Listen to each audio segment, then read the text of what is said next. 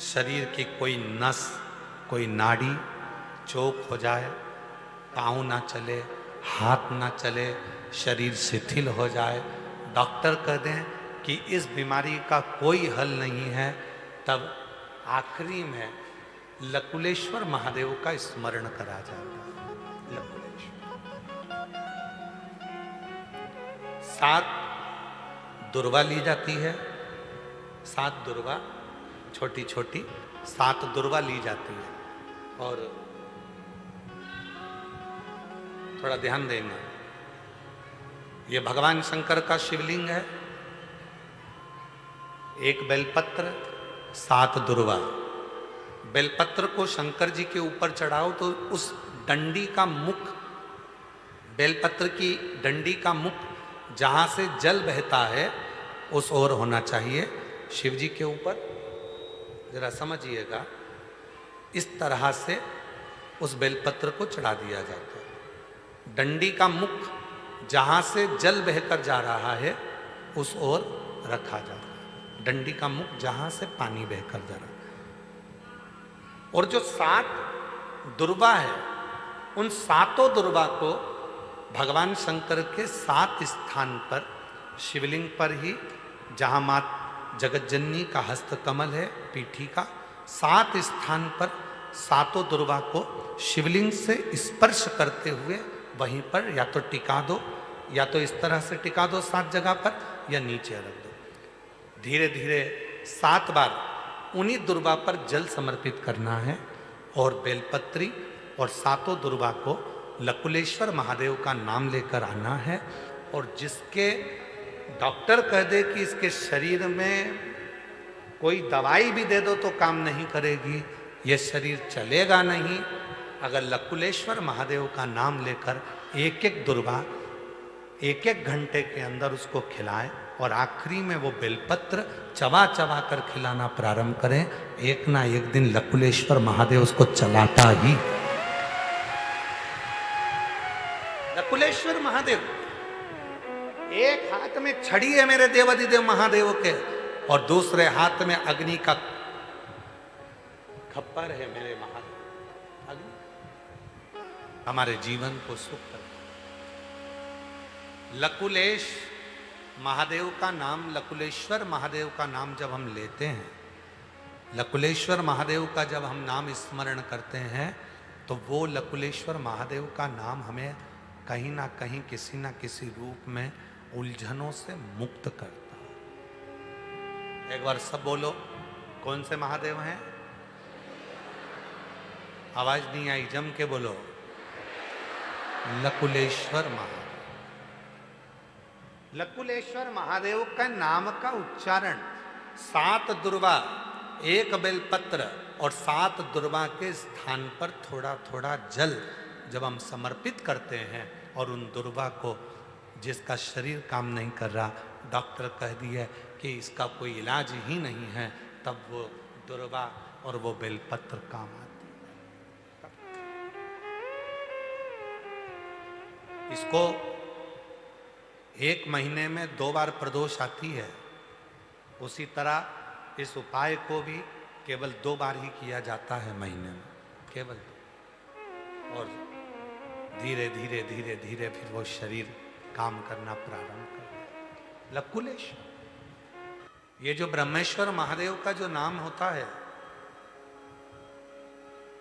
कई लोग कहते हैं हमारा बच्चा डिप्रेशन में पहुंच गया, हमारी पत्नी डिप्रेशन में है, हमारा पति डिप्रेशन में है, नींद की गोली खाना पड़ रही है, सुस्त सुस्त रहते हो, डिप्रेशन में चल रहे हो, टेंशन दिन रात दिमाग में चलता रहता है।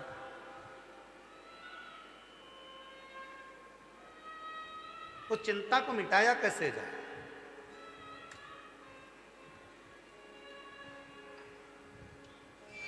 सात बेलपत्र भगवान शंकर के शिवलिंग पर चढ़ाकर सावन के महीने में 2 लोटा जल शंकर भगवान को, आप लोगों को मालूम है ना, सारे समय पर 1 लोटा जल और सावन में 2 लोटा जल। सावन के महीने में 2 लोटा जल शिव जी को चढ़ाया। और अगर चिंता ज़्यादा है, टेंशन ज़्यादा है, डिप्रेशन चल रहा है, गोलियों पर गोलियां खाना पड़ रही है, बीपी की गोलियां बार बार खाना पड़ रही है, तो ब्रह्मेश्वर महादेव का नाम लेकर शिव पर 7 बेलपत्र चढ़ाकर, और अगर 7 ना हो तो 5, 5 ना हो तो 3 बेलपत्र शिव को चढ़ाकर दोनों हाथों के लोटे का जल धीरे धीरे शिव जी पर चढ़ाएं, और उसी में से थोड़ा सा जल लेकर जो बहुत टेंशन में हो, डिप्रेशन में हो, चिंता में हो, उसको उस जल का आचमन कराना प्रारंभ करो। 3 से 4 दिन के अंदर वो डिप्रेशन से बाहर निकलेगा, अपने कार्य में रुचि रखेगा और उसको प्रसन्न करेगा। ब्रह्मेश्वर महादेव का बोलो, कौन से महादेव? ब्रह्मेश्वर। बोलो ब्रह्मेश्वर महादेव की। पार्थिव शिवलिंग के निर्माण को माता पार्वती जी ने किया और उसका फल मां जगत जननी जगदम्बा अंबा को प्राप्त हुआ। पार्थिव पार्थिव पूजन कभी भी खाली नहीं जाता, कभी खाली नहीं जाता। पार्थिव पूजन अगर किसी ने करी है तो खाली नहीं जाएगा। आप लोग 11 अगस्त को जो सावन की शिवरात्रि है, उस दिन जब आप शाम को 7 बजे पूजन करें, भले आपकी थाली में पूजन का सामान हो ना हो, केवल पार्थिव शिवलिंग बनाकर बैठ जाओ। जब हम जल चढ़ाएं, आप भी साथ में जल चढ़ाओ। धीरे धीरे बाबा को बस दिया लगाकर बैठ भी गए, कुछ भी नहीं है तो भी बेलपत्र पत्र चढ़ाकर अगर जल चढ़ाओगे साथ में, तो निश्चित है कि पार्थिव पूजन का फल तुमको प्राप्त जरूर है। जब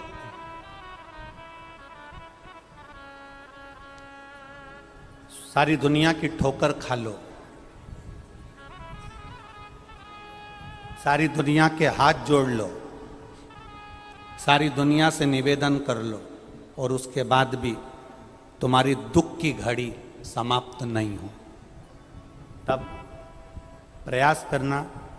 तुम्हारे घर में कोई गमला हो, कोई पौधा लगा हो, जो भी पौधा लगा, हम ये नहीं कहेंगे कि वो गुलाब का है, कि गेंदा का है, कि शमी का है, कि बेलपत्री का है। जो पौधा तुम्हारे घर में लगाओ, जो पौधा, एक प्रयास करना। अभी सावन चालू हुआ है, अगर तुम्हें लगता है कि मेरी दुख का समय समाप्त नहीं हो रहा, मेरी दुख की घड़ी समाप्त नहीं हो रही, तो घर में रहने वाले जितने लोग आस्था चैनल पर कथा सुन रहे हैं, जितने फेसबुक यूट्यूब पर कथा सुन रहे हैं और जिन करेंगे, श्रावण अगर मान लो 1 दिन आपका निकल भी गया, 2 दिन आपके छूट भी गए, कोई दिक्कत की बात नहीं है। जो पेड़ तुम्हारे यहां लगाओ, जो पौधा तुम्हारे यहां लगाओ, जो वृक्ष तुम्हारे यहां लगाओ, जो क्यारा तुम्हारे यहां, कुंडी तुम्हारे यहां, उसी की मिट्टी को, उसी के पेड़ के नीचे, उसी पौधे के नीचे, उस मिट्टी को थोड़ा सा हाथ से उसको उठाकर एक लिंग की आकृति बना लें। उसमें जलाधारी बनाने की जरूरत नहीं, केवल लिंग की आकृति बनाकर उसी की पूजन वहीं कर पानी चढ़ाकर 15 से 20 मिनट बाद अपना काम करने के बाद उसी को उसी मिट्टी में विसर्जन कर दें, अपनी कामना कर देव अधिदेव महादेव 2 महीने के बाद क्या देगा ये वही जान सकता है। वो क्या प्रदान करेगा ये उसके ऊपर। देख लिया हमने, बहुत प्रयास कर देख लिया, सारी दुनिया का हमने प्रयोग कर देख लिया। इनसे भी पूछा, उन्होंने कहा वाशरूम इधर बना दो, वास्तु शास्त्री ने कहा ये बना दो, ज्योतिषाचार्य ने कहा ये बना दो, उन्होंने कहा ये बना दो, उन्होंने कहा वो बना दो। हमने दुनिया का काम कर देख लिया, हाथों की अंगूठियां बदल कर देख ली, नग आभूषण बदल कर देख लिए, सोने की दिशा बदल कर देख ली, सीढ़ियों की दिशा बदल कर देख ली। अब जब सारी दिशा बदल कर देख ली, सारा काम कर देख लिया, उसके बाद भी अगर हमारी ग्रह दशा नहीं सुधरे, हमने सबके दरवाजे जाकर देख लिया, देवी देवताओं के भी धोख के देख लिया, पर जब भी अगर हमारी दशा ना सुधरे तो फिर कहीं मत जाना, महादेव के चरणों में जाकर बस उसकी आराधना में लग जाना, फिर वो संभाल लेगा। उसके ऊपर अरे देख लिया संसार हमने देख लिया, सब मतलब के यार हमने देख लिया। अभी गुरु पूर्णिमा की कथा में हमने एक बात कही थी, घर में शादी होती है, घर में विवाह होता है, घर में फंक्शन होता है, घर में जन्मदिन मनाया जाता है, घर में शादी की सालगिरह मनाई जाती है, घर में मकान का मुहूर्त करा जाता है, घर में किटी पार्टी करी जाती है, घर में जब शुभ अच्छे कार्य होते हैं, शादी होती है, तो जितने रिश्तेदार होते हैं वो आगे बढ़ बढ़ कर काम करते हैं। बोलो करते कि नहीं करते? शादी में दूल्हा घोड़े पर घोड़ी पर चढ़कर जाता है, सारे रिश्तेदार आगे आगे नाचते हैं। शादी में दूल्हे के आगे सारे रिश्तेदार चलते हैं, फंक्शन में अच्छे कार्य में सारे रिश्तेदार आगे आगे बढ़कर काम करते हैं। पर परिवार में अगर कोई मर जाता है तो जितने रिश्तेदार होते हैं वो अर्थी के आगे नहीं चलते, अर्थी के पीछे चलते हैं। मतलब ये हमारा व्यवहारिक जीवन कहता है कि सुख के समय पर तुम्हारे सब आगे हैं, और जैसे ही तुम्हारी जिंदगी में दुख आया तो सब पीछा छोड़कर पीछे चले जाते हैं, आगे तुम्हारे कोई नहीं रहता है। दुख की घड़ी में सब पीछे, सुख की घड़ी में सब आगे।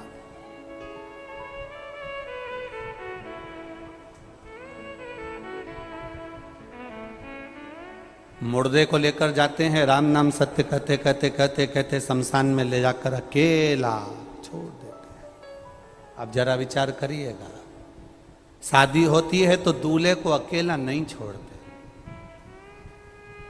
तुम्हारे राजस्थान में छोड़ते हो तो बात दूसरी है, हमारे मालवा में तो नहीं छोड़ते, मध्य प्रदेश में दूल्हे को अकेला नहीं छोड़ते, क्योंकि हल्दी लगी होती है तो कहते अकेला मत जाना, अकेले मत रहना, ए बना ए बनी, अकेली नहीं रहना। दूल्हा दुल्हन को अकेला नहीं छोड़ते, केवल मरने के बाद मुर्दे को अकेला छोड़ कर आ जाते हैं। उसका केवल एक कारण है, सुख का जो समय होता है सब तुम्हारे साथ होते हैं, और दुख का समय मुर्दे को भी अकेला छोड़ कर आते हैं। उस समय कोई नहीं रहता, क्योंकि पूरे परिवार को मालूम है कि दुख की घड़ी में कोई खड़ा नहीं होगा। शमशान में केवल एक ही रहता है, और वो देव अधिदेव महादेव रहता है। वो संभाल लेगा, वो संभालेगा, कोई दूसरा संभालने वाला होता ही नहीं। कौन संभालेगा आपको?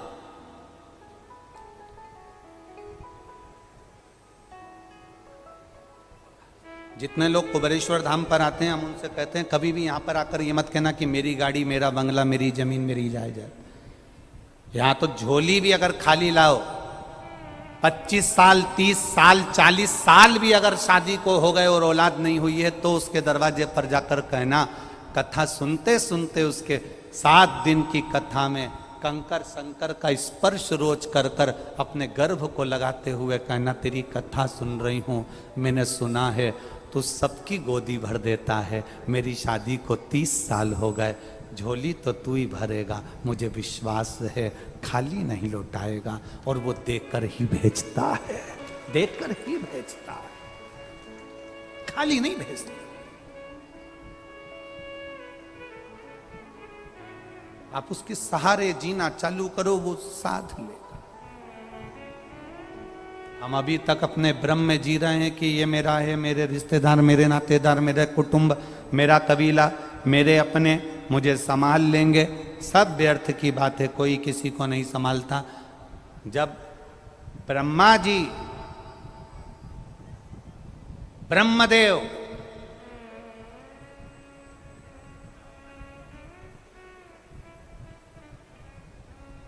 भगवान नारायण से कह रहे हैं कि आपके पिता का स्वरूप क्या, लिंग की आकृति प्रकट कर ले, शिवलिंग।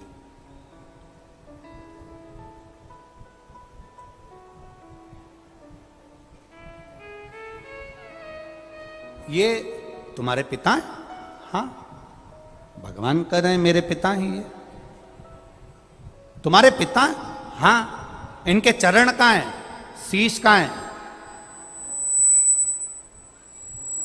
तुम्हारे पिता का चरण और शीश है कहाँ? देखना चाहिए। ब्रह्मा जी भगवान शंकर का शीश ढूंढने के लिए गए और भगवान विष्णु जाना नहीं चाहते थे, पर ब्रह्मा जी के कहने पर भगवान नारायण शंकर भगवान का चरण ढूंढने के लिए गए। वापिस जब लौट कर भगवान विष्णु को चरण नहीं मिले, आ गए, तब भगवान ब्रह्मा जी लौट कर आए तो केतकी का फूल और गौ माता को साथ लेकर आए। भगवान विष्णु से पूछा, क्या तुमको शिवजी का चरण मिला? नहीं।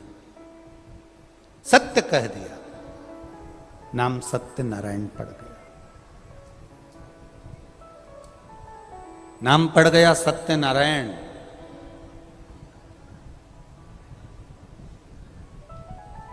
आप लोगों के घर में सत्यनारायण जी की कथा होती है क्या?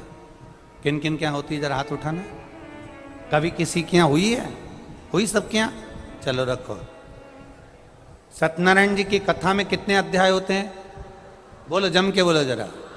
5। अब उसमें पहले अध्याय को पढ़ना। एक गरीब ब्राह्मण, यहीं से चालू हुआ है, ठीक है। फिर लिखा, उसने सत्यनारायण भगवान की कथा सुनी। बोलो सही है कि गलत है?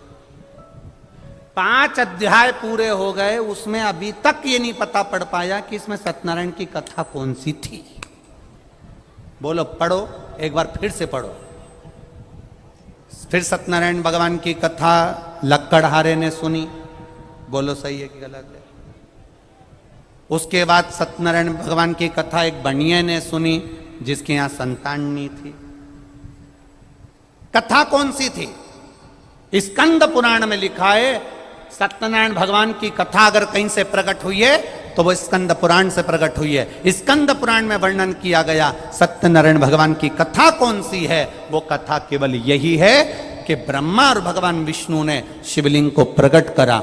ब्रह्मा जी शीश देखने के लिए गए, भगवान नारायण चरण ढूंढने के लिए गए। जब भगवान नारायण को भगवान शंकर के चरण नहीं मिले तो ब्रह्मा जी से कह दिया, मुझे भगवान के चरण नहीं मिले। उन्होंने सत्य कह दिया, इसलिए उनका नाम सत्य नारायण हो गया। शंकर भगवान प्रकट होकर कह दिए, सुनो नारायण, आपने मेरे शिवलिंग के सामने सत्य कहा है। पृथ्वी पर तुम्हारी पूजन होगी, जो एक कलश को स्थिर रखकर, श्रीफल रखकर, केले के खंभ लगाकर तुम्हारी आराधना करेगा, तुम्हारी पूजन करेगा, उस पर सत्यनारायण भगवान तुम प्रसन्न होगे और तुम्हारे साथ में देव अधिदेव महादेव वर प्रदान करेगा, उनकी झोली खुशियों से भरेगा। ये सत्यनारायण भगवान की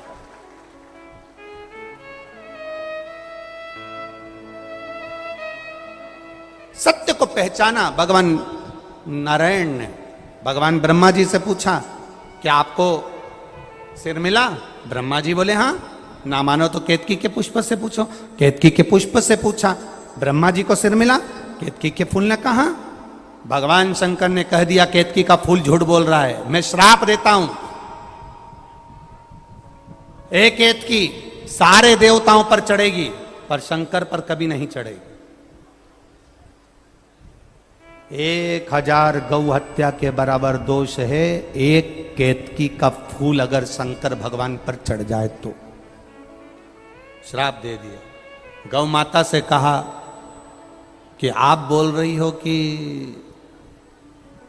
ब्रह्मा जी ने शीश का दर्शन करा है? हाँ, तेरा पूरा शरीर पूजा जाएगा पर तेरा मुख अपूज्य होगा। गौ माता, सारे मंदिरों की परिक्रमा आगे से होगी, सारे तीर्थों की परिक्रमा आगे से होगी, माता पिता की परिक्रमा आगे से होगी, पर गौ माता तूने झूठ बोला है, इसलिए तेरी परिक्रमा तेरी पूंछ से चालू होकर पूंछ पर विराम होगी।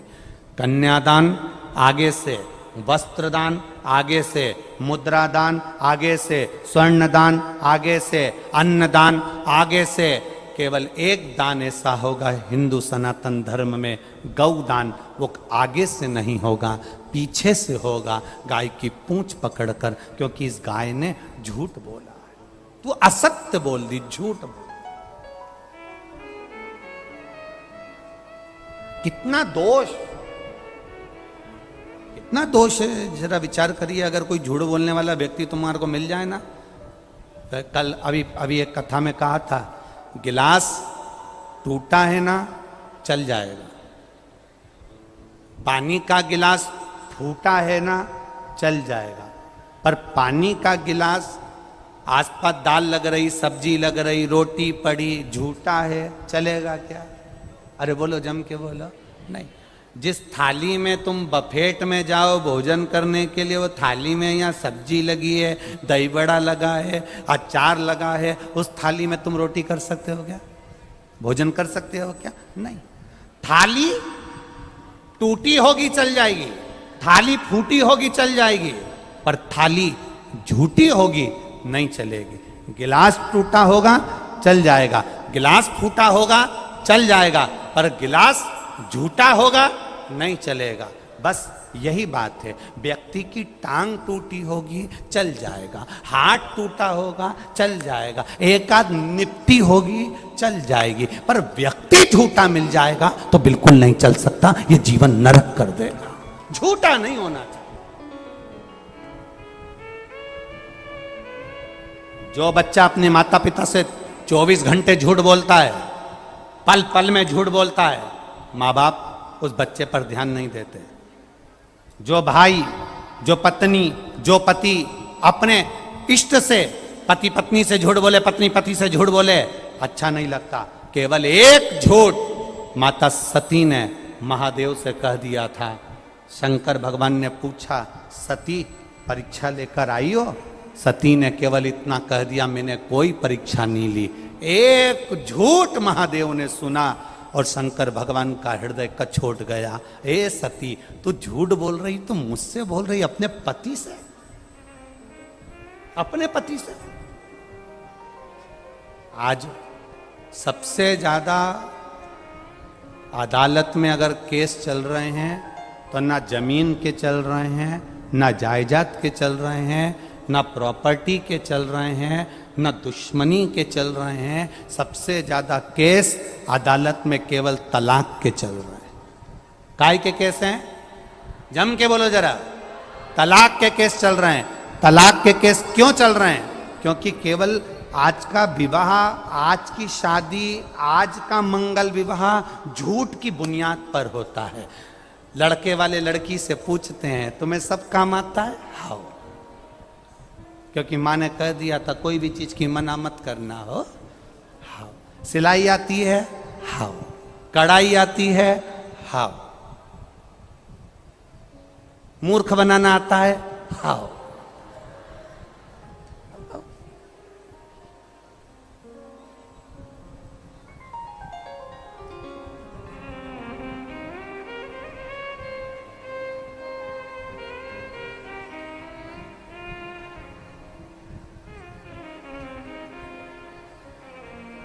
झूठ पर विवाह पक्के हो रहे हैं, झूठ पर बुनियाद रखी जा रही है। पर शिव महापुराण की कथा कहती झूठ से परे होइए। दिखावे की जिंदगी से भगवान शिव प्रसन्न नहीं होते। सावन का महीना आया, सिर पर त्रिपुंड लगा लिया,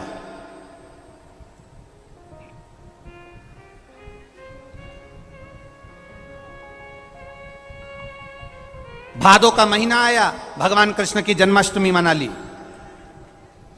नवरात्रे आए, गरबा खेलना चालू कर दिया, पहनावा बदल लिया हमने। ना ना ना ना, शिव महापुराण की कथा कहती है दिखावे से शंकर भगवान कभी प्रसन्न नहीं हुए। महादेव को जिसने प्रसन्न करा वो दिखावे से प्रसन्न नहीं करता। महादेव को जो प्रसन्न करता है वो निर्मल मन से।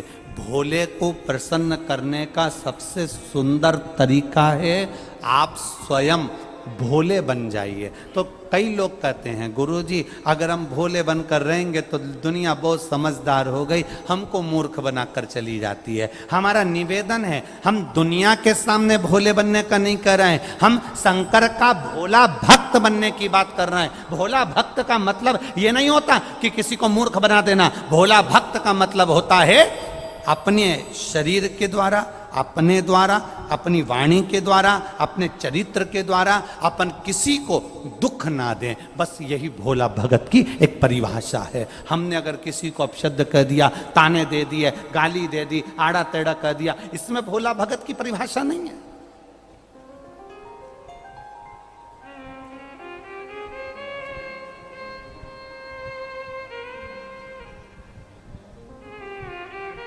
ये खंडेलवाल परिवार ने कथा करवाई है, श्री कैलाश जी खंडेलवाल और इनके श्रीमती चंद्रकांता जी खंडेलवाल आदि।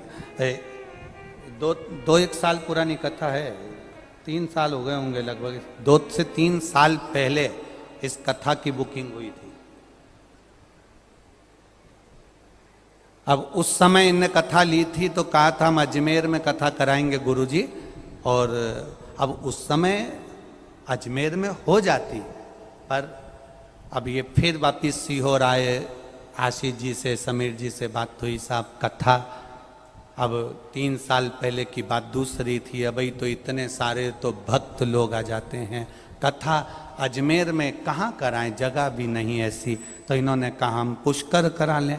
हमारी दिल की इच्छा थी कि कथा पुष्कर राज में हो, बाबा सुने, ब्रह्मा जी की शरणागति में हो, और बाबा ने स्वीकार। 3 साल से कथा को संजो कर चल रहे थे, कथा होना है, कथा होना है, कथा होना है। अब पंडाल व्यवस्था,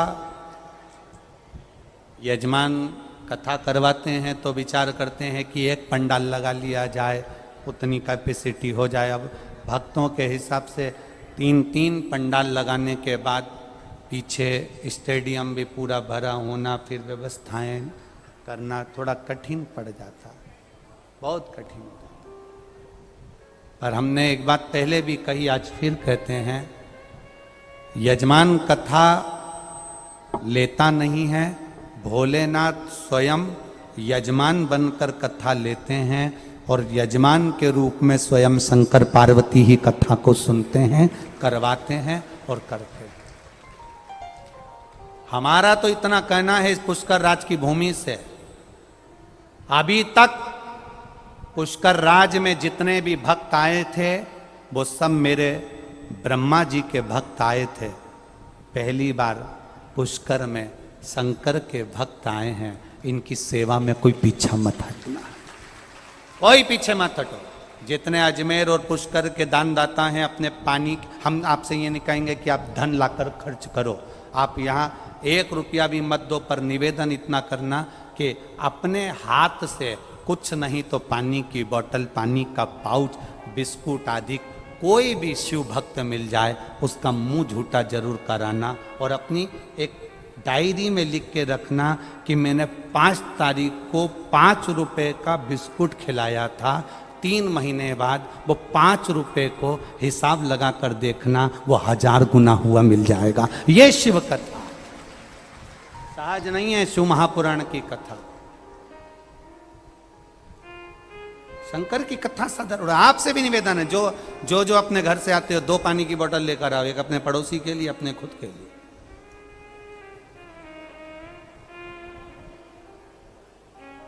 देखिए, अरे महाराज, शिव के सहारे ब्रह्मा जी के मन में प्रश्न उठ गया। गौ माता को कह दिया, ब्रह्मा जी कहते हैं ये वाणी झूठी है। शंकर भगवान की वाणी को झूठा संबोधन किया। शिवजी ने अपने पैर के नख से अंगूठा का नख तोड़कर फेंका, काल भैरव को प्रकट करा। काल भैरव को कहा ब्रह्मा का सिर काट दो। शीश ब्रह्मा जी का कटा, लुढ़कता लुढ़कता गया। कर्मनाशा नदी प्रकट हो गई। वो कर्मनाशा जिसका पानी का छींटा भी शरीर पर लग जाए तो 7 पीढ़ी में करा हुआ पुण्य नष्ट हो जाता है। ब्रह्मा जी का सिर लुढ़कता गया, कर्मनाशा नदी बहती चली गई। भगवान नारायण ने कहा आप इनको क्षमा कर दो और इनके शीश का कुछ करिए, तो बट का वृक्ष बना दिया। अब ब्रह्मा जी के कितने सिर रह गए? पहले कितने थे? 5, केवल 4 शीश, केवल 4। जब ब्रह्मा जी के 4 शीश रह गए, अब ब्रह्मा जी को अंदर से अच्छा नहीं लगा। ब्रह्मा जी को भीतर से शीतलता का अनुभव नहीं हो रहा।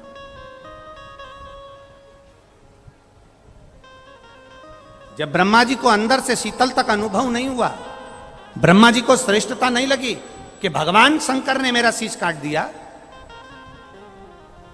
काल भैरव ने मेरा शीश काट दिया, ब्रह्मा जी को अच्छा नहीं लगा।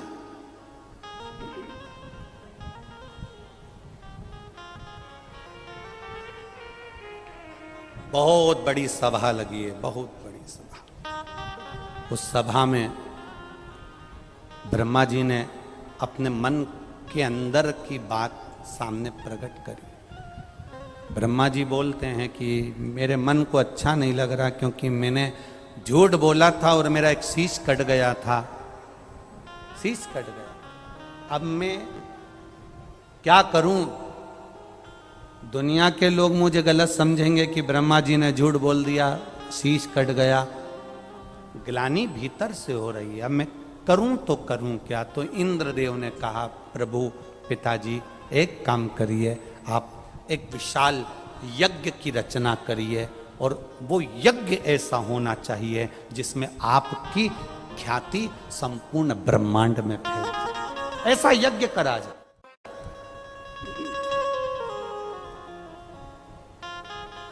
फिर वही बात आ गई। ब्रह्मा जी ने यज्ञ की तैयारी करी। ब्रह्मा जी यज्ञ की तैयारी कर रहे थे। ब्रह्मा जी यज्ञ की तैयारी में लग गए थे। उसी समय पर एक असुर हो गया जिसका नाम था वज्रनाभ। क्या नाम है उसका? वज्रनाभ। इसका काम क्या था? जल को दूषित करना, जल को दूषित करना। इसका काम ही जल को दूषित करना। बड़े जलाशय में आप लोग पुष्कर जी में आए हो और पुष्कर जी के कुंड में, पुष्करणी में, पुष्कर जी में आकर आप पुष्कर के इस कुंड में, ब्रह्म सरोवर में, इस कुंड में स्नान करो चलेगा, आचमन करो चलेगा, पर पुष्कर के इस कुंड में तुम कपड़े धो नहीं चलेगा। पुष्कर के कुंड में तुम मुंह में पानी भरकर कुल्ला कर दो नहीं चलेगा। ये वज्रनाभ जो राक्षस था, असुर था, ये था ही ऐसा। इसका एक ही काम था, जलाशय को दूषित करना, जल के स्थान को गंदा कर देना। जल के स्थान को गंदा क्यों करता था? केवल इसकी एक ही दिक्कत थी, ये जल का स्थान इसलिए गंदा करता था जिससे ये जल अगर गंदा हो जाएगा, जल अगर दूषित हो जाएगा, देवताओं पर जाकर चढ़ेगा, देवता आचमन करेंगे, देवताओं के पास रहेगा, तो वो देवता उससे नफरत करेंगे और नफरत करेंगे तो जल को त्रास देंगे। विचार किया, आप करें तो करें क्या? ब्रह्मा जी ने बुलाया वज्रनाभ को, समझाया वज्रनाभ हमारी बात मानो, आप ये काम करना बंद करो। आप लोगों से फिर निवेदन है, किसी तीर्थ में स्नान करने जाना, पुष्करणी में स्नान करने जाना, पुष्कर सरोवर में स्नान करने जाना, अपने गंदे कपड़े उसमें मत छोड़ना, उसमें डालना नहीं, उसमें धोना नहीं, और ना उसमें मुख में पानी भरकर कुल्ला करना, ना उसमें गंदगी करना। जितना समय आप पुष्कर राज में रहो, जितना समय गंगा के तट पर रहो, जितना समय तीर्थ में रहो, उतना समय प्रयास करना कि गंदगी मत करना, गंदगी को दूर रखना। क्यों?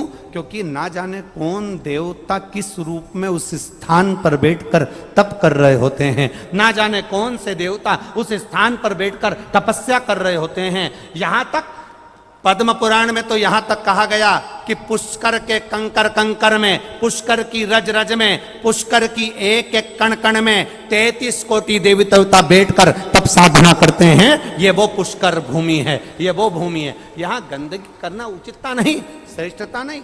बजनाभ ने गंदगी कर दी। बजनाभ ने जब गंदगी करी, ब्रह्मा जी ने समझाया, नहीं माने तो ब्रह्मा को क्रोध आया, और ब्रह्मा जी को क्रोध आया तो उन्हें बजनाभ का अंत कर दिया, समाप्त कर दिया। गुस्से में ब्रह्मा जी जब आकर वापिस अपने स्थान पर बैठे, बैठते से ही उनके मन में तो था कि यज्ञ करना है, अनुष्ठान करना है, बस बैठते से ही जब क्रोध में आने के बाद में ब्रह्मा जी जैसे ही बैठे, बैठते से ही गले के अंदर जो कमल के पुष्प की माला पड़ी थी, उस माला में से 2 पुष्प और हाथ में से 1 पुष्प पृथ्वी पर आकर गिर गए, जिससे यह पुष्कर राज की पावन धरा पर 3 पुष्करणियों का निर्माण गिरे नीचे। यज्ञ करना है। अब भीतर हम जाग गया थोड़ा सा। दिखावे से अगर कोई चीज करोगे तो वो कभी सिद्ध नहीं होगी महाराज, दिखावे से हट कर करिए। ब्रह्मा जी ने यज्ञ करना चाहा और विचार करा कि वर्चस्वता अपनी होना चाहिए। कहां करा जाए? जहां कमल का पुष्प गिरा, जहां पुष्प गिरा यही पुष्कर हो गया। और यज्ञ करने ब्रह्मा जी आए, पर एक मन में अहंकार आ गया था कि यज्ञ ऐसा करा जाए कि सब देखते रह जाएं। हम हमेशा यजमान परिवार को भी कहते हैं और सबको एक बात कहते हैं, जब भी कोई धार्मिक आयोजन करना, अच्छा आयोजन करना, किसी को दिखाने के लिए मत करना, अपने आत्मा की शांति के लिए, अपने हृदय के लिए करना। ब्रह्मा जी ने थोड़ा सा दिखावे का भाव आ गया, थोड़ा सा। और फिर निवेदन है, मत गल बुरे कर्म कर बंदे, वरना पछताएगा।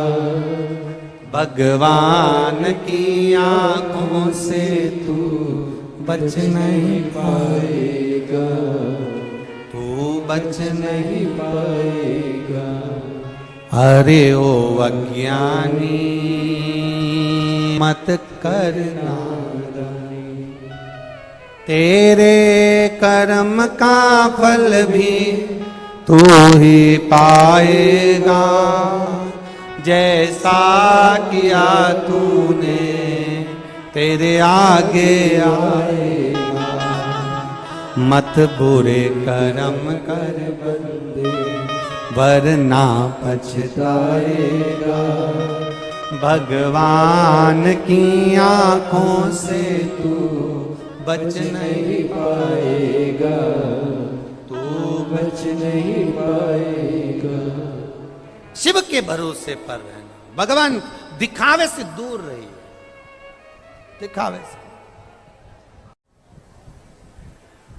ब्रह्मदेव के भीतर जो थोड़ा बहुत अहम आ गया था, उस अहम को भगवान शिव ने समाप्त करवाया, भगवान शंकर ने समाप्त। देखिए, ब्रह्मा जी ने यज्ञ करने के लिए भूमि तो चुन ली, और भूमि पर यज्ञ करने के लिए ब्रह्मा जी बैठ भी गए।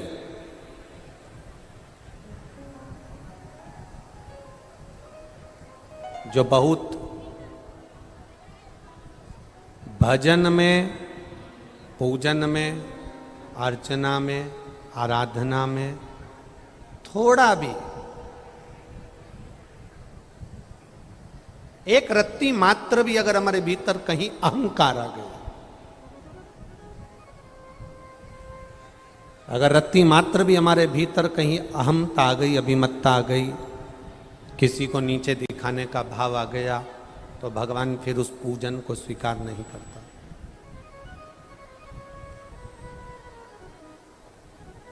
ये भगवान स्वीकार नहीं करते।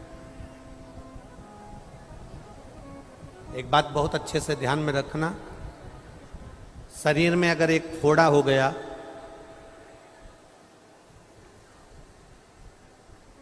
डॉक्टर उसको सूखने की दवा देता है।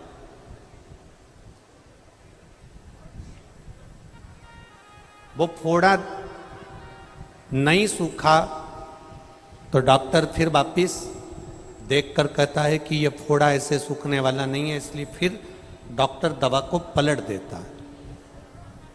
अब डॉक्टर सूखने की दवा नहीं देता, अब डॉक्टर दवा देता है उस फोड़े को पकने की। बोलो सही है कि गलत है? अभी सूखने की दवा दे रहा था, और अगर मान लो वो फोड़ा नहीं सूखा तो डॉक्टर ने उसको दवा को पलट दिया और अब उसे पकने की दवा दे दी।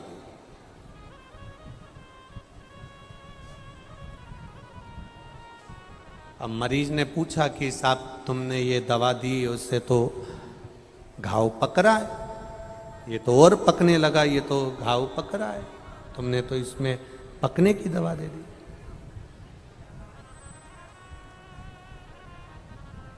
इसको तो सूखना था, पर डॉक्टर को मालूम है कि घाव अगर पकेगा तो फूटेगा तो उसमें से पस बाहर निकल जाएगा, और पस अगर बाहर निकल गया तो फिर जो दवा दी जाएगी उससे घाव सूख जाएगा। डिले कम करो, घाव उससे सूख जाएगा। जब तक पस बाहर नहीं निकलेगा फोड़े में से, फुंसी में से, तब तक वो फोड़ा सूखने वाला नहीं है। उसी तरह घाव को पकने के लिए डॉक्टर दवा देता है, तो कभी कभी ऐसा होता है कि हमारे भीतर जो अहंकार आ जाता है, हमारे भीतर जो अहम आ जाता है, हमारे भीतर जो अहंकार आ जाता है, मेरा भोलेनाथ उसको भी थोड़ा सा पका देता है, और पकाता है तो वो फूटता है, और फूटता है फिर घाव को सुखा देता है। वही की वही यहां हुआ, वही की थोड़ा भीतर अहम आ गया, थोड़ा भीतर अहंकार आ गया,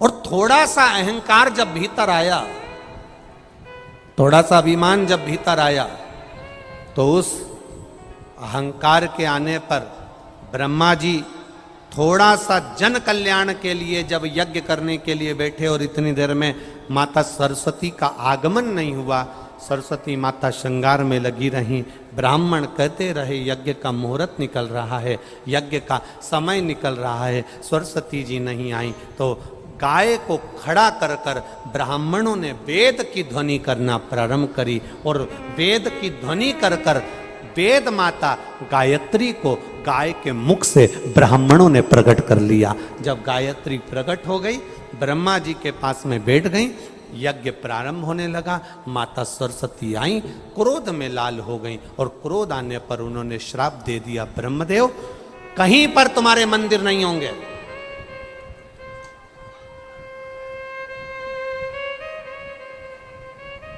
किसी स्थान पर तुम्हारा मंदिर नहीं बनेगा।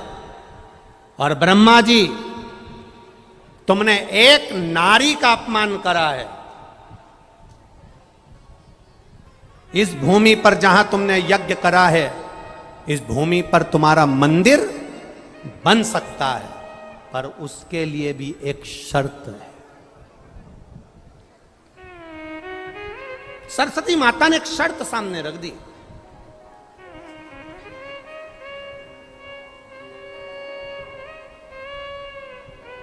एक ब्रह्मा जी जो विचार कर रहे थे कि मैं सर्वस्व कर सकता हूं, बिना नारी के, बिना सरस्वती के भी यज्ञ करने बैठ गए।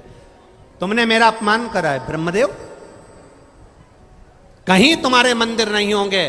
पुष्कर राज की भूमि पर अगर तुम्हारे को तुम्हारी पूजन कराना है, तुम्हारा मंदिर इस पुष्कर राज की भूमि पर बनेगा, तो उसकी भी एक शर्त है, तुमने नारी का अपमान करा है, इसलिए जब तक तुम एक कन्या का कन्यादान नहीं कर देते तब तक इस भूमि पर भी तुम्हारे मंदिर का निर्माण करना कठिन है। एक कन्या का कन्यादान तुम्हें करना पड़ेगा।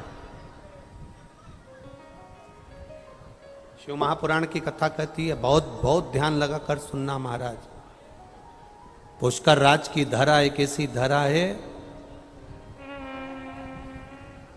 पुष्कर राज की भूमि एक ऐसी भूमि है जहां पर पुष्कर के सरोवर का जल लेकर ब्रह्मा जी का नाम लेकर कपालेश्वर महादेव पर समर्पित किया जाता है।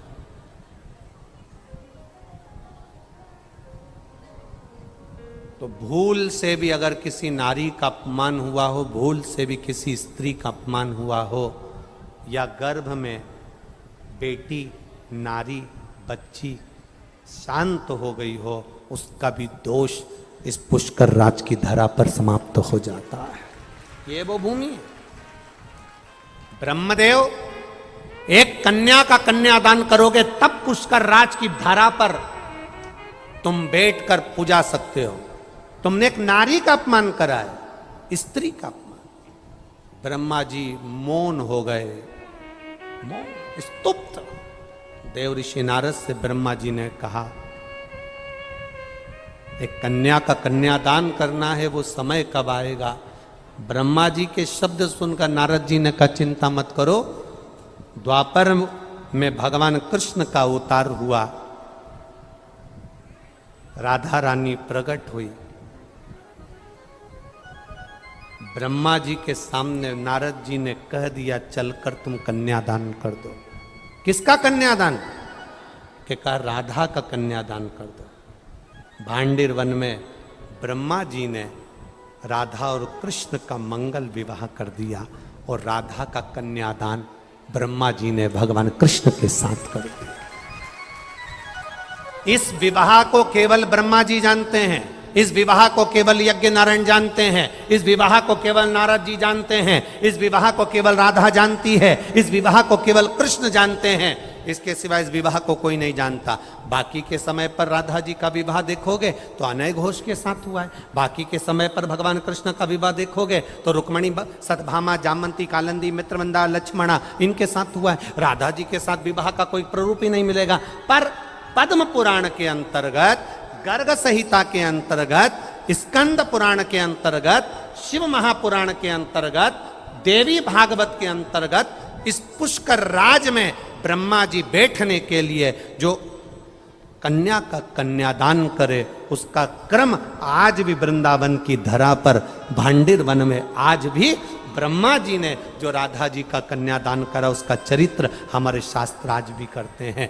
तब जाकर ब्रह्मदेव के लिए माता सरस्वती ने आज्ञा करी और ब्रह्मा जी यहाँ पर विराजमान हुए और फिर ब्रह्मा जी का पूजन यहाँ प्रारंभ हुआ। ये धरा। एक बात आप लोगों से कहना चाहेंगे, कन्या का कन्यादान करना कोई साधारण बात नहीं है। हमारा एक कन्या का कन्यादान करके ब्रह्मा जी पुष्कर में पूजा जाते हैं।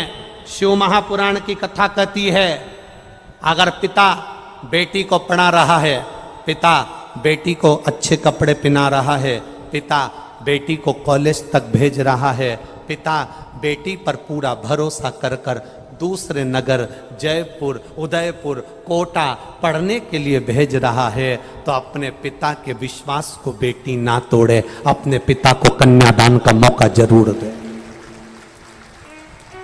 अपने पिता के विश्वास को बेटी ना तोड़े, उसको कन्यादान का मौका दे। क्यों? बेटा एक कुल को तारता है और बेटी दो कुल को तारती है।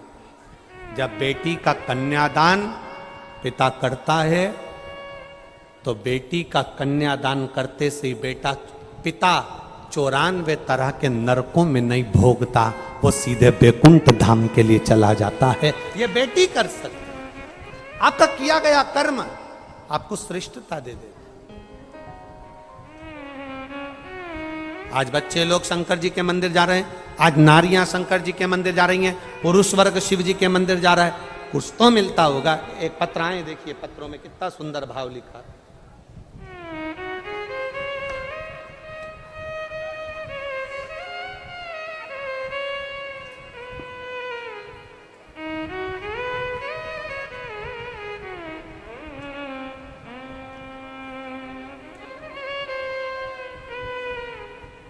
मेरा नाम नरेश कुमारी, पत्नी श्री बलबीर कुमार, मनी मांजरा से, चंडीगढ़ से आई हूँ। कहीं बैठी हैं? हाथ हिलाइएगा। कहीं बैठी हैं? मेरा नाम नरेश कुमारी, पत्नी श्री बलबीर कुमार। आप पत्र को टीवी पर भी पढ़ सकते हो। पति श्री बलबीर कुमार, मनी मांजरा से, चंडीगढ़ से आई हूँ। कहीं हो तो हाथ हिलाइएगा। अगर कहीं बैठी हो तो अपने दोनों हाथ हिला सकती हैं। चंडीगढ़ से आई हूँ। गुरुदेव, मेरे पति को सन 2015 से सोराइसिस की बीमारी थी, जो कि पूरे शरीर में फैल गई थी। पहले 2 साल पीजीआई से इलाज चला, पर बीमारी से कोई आराम नहीं मिला। फिर उसके बाद 3 साल आयुर्वेदिक इलाज चला, पर कोई आराम नहीं मिला। फिर कोरोना काल से आपकी कथा सुनना प्रारंभ करी। एक आपने शिव जी का बगलामुख और बगलामुखी माता का हल्दी का माला वाला उपाय बताया था। गुरुदेव, मैंने दवाई लेते लेते वाला उपाय करना प्रारंभ करा और बाबा की कृपा से 2 साल से मुझे आराम मिल गया। मेरी सोराइसिस की बीमारी समाप्त हो गई। मैं बाबा को यहाँ धन्यवाद देने आई हूँ। गुरुदेव, मेरा बेटा अजय कुमार 35 साल का हो गया था, जिसकी शादी नहीं हो रही थी।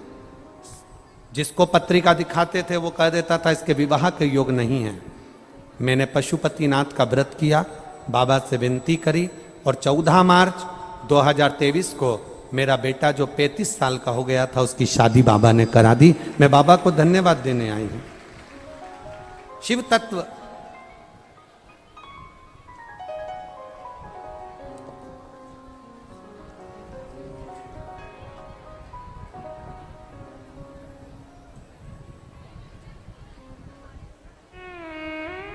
मैं मोहिनी देवी सोनी बीकानेर, मोहिनी देवी सोनी बीकानेर राजस्थान से आई हूँ। कहीं बैठी हो मोहिनी देवी? दोनों हाथ हिला सकती हैं। मोहिनी देवी कहीं बैठी हो तो अपने दोनों हाथ इस तरह से हिला दें। अगर कहीं बैठी हो तो मोहिनी देवी सोनी बीकानेर। कहीं बैठी हो तो हाथ हिला सकती हैं। मैं मोहिनी देवी सोनी बीकानेर राजस्थान से आई हूँ। गुरुदेव, बाबा का मैं क्या वर्णन करूं। मेरे बेटे पवन के गले में गांठ हो गई थी, जिसकी आवाज़ बंद हो गई थी।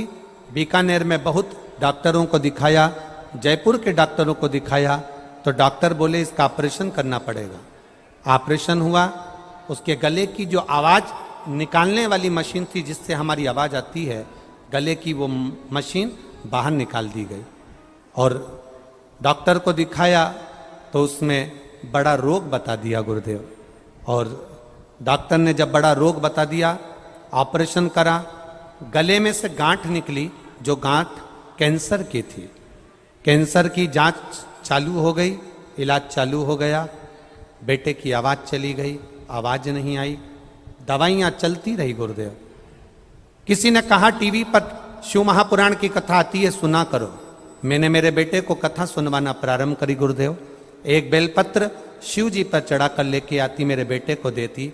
जल चढ़ा हुआ अपने बच्चे को पिलाती। बाबा, मैं क्या वर्णन करूं। जिस डॉक्टर ने कहा था कि इसकी आवाज़ की मशीन निकल गई, आवाज़ नहीं आ सकती और गले की कैंसर है, दूसरी बार जब जांच कराने के लिए मुंबई भेजा, बाबा की कृपा से जांच की रिपोर्ट नॉर्मल आई और मेरे बेटे की मशीन निकलने के बाद भी आवाज़ वापस आई। मैं बाबा को प्रणाम करने के लिए आई। कहीं बैठी हो तो हाथ हिला सकती हैं। आप ही हैं? दोनों हाथ हिला दो एक बार ऐसे। हाँ, हिला दो ऐसे। अब ठीक है बाबू, बेटा ठीक है ना? हाँ, तो दोनों हाथ हिला कर एक बार बोल दो, हर हर महादेव। शिव तत्व ऐसा है। एक पत्र बड़ा सुंदर आया है।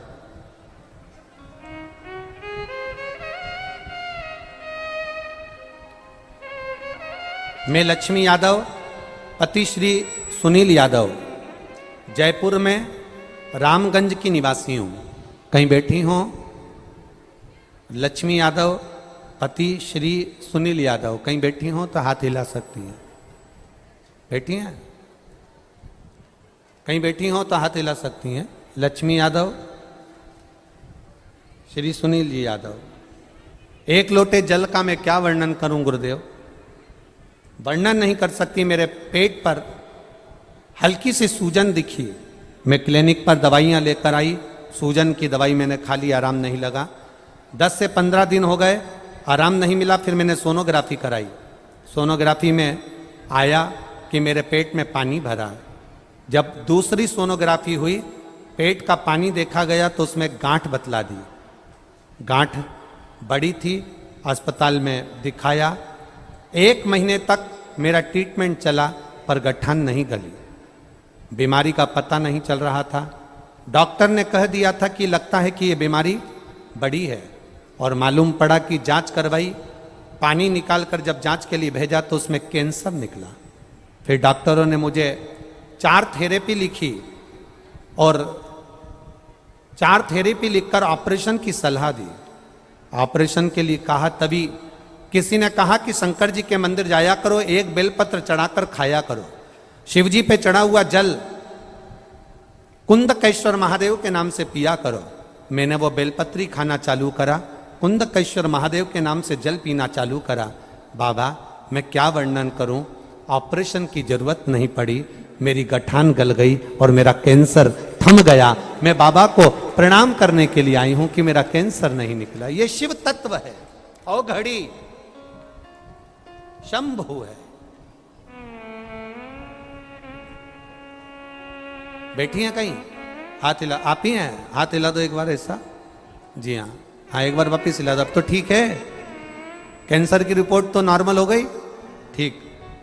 खाली न जाता कोई दर से तुम्हारे, खाली न जाता कोई दर से तुम्हारे, मैं भी खड़ी हूँ नंदी बाहें पसारे, अपने हृदय से लगा लो, लगा लो, गिरा जा रहा हो, उठा लो, उठा।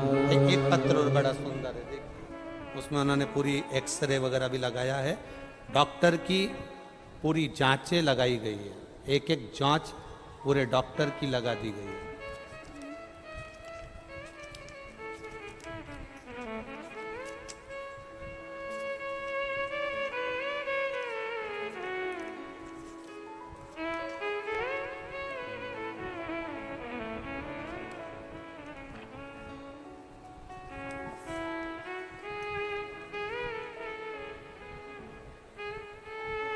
मेरा नाम कमला देवी है, मेरे पति का नाम सत्यनारायण उदेनिया है, जो आर्मी से रिटायरमेंट हैं।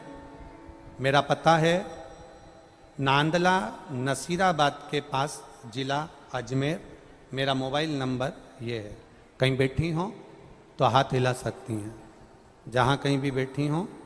मेरा नाम कमला देवी है, मेरे पति का नाम सत्यनारायण उदेनिया है, जो आर्मी से रिटायर हुए हैं। हम गांव नंदला, नंदला ये कि नांदला है, नांदला नसीराबाद के पास, जिला अजमेर से हैं। कहीं बैठी हैं? अच्छा आप ही हैं, दोनों आए हैं, दोनों हाथ हिला दो ऐसा।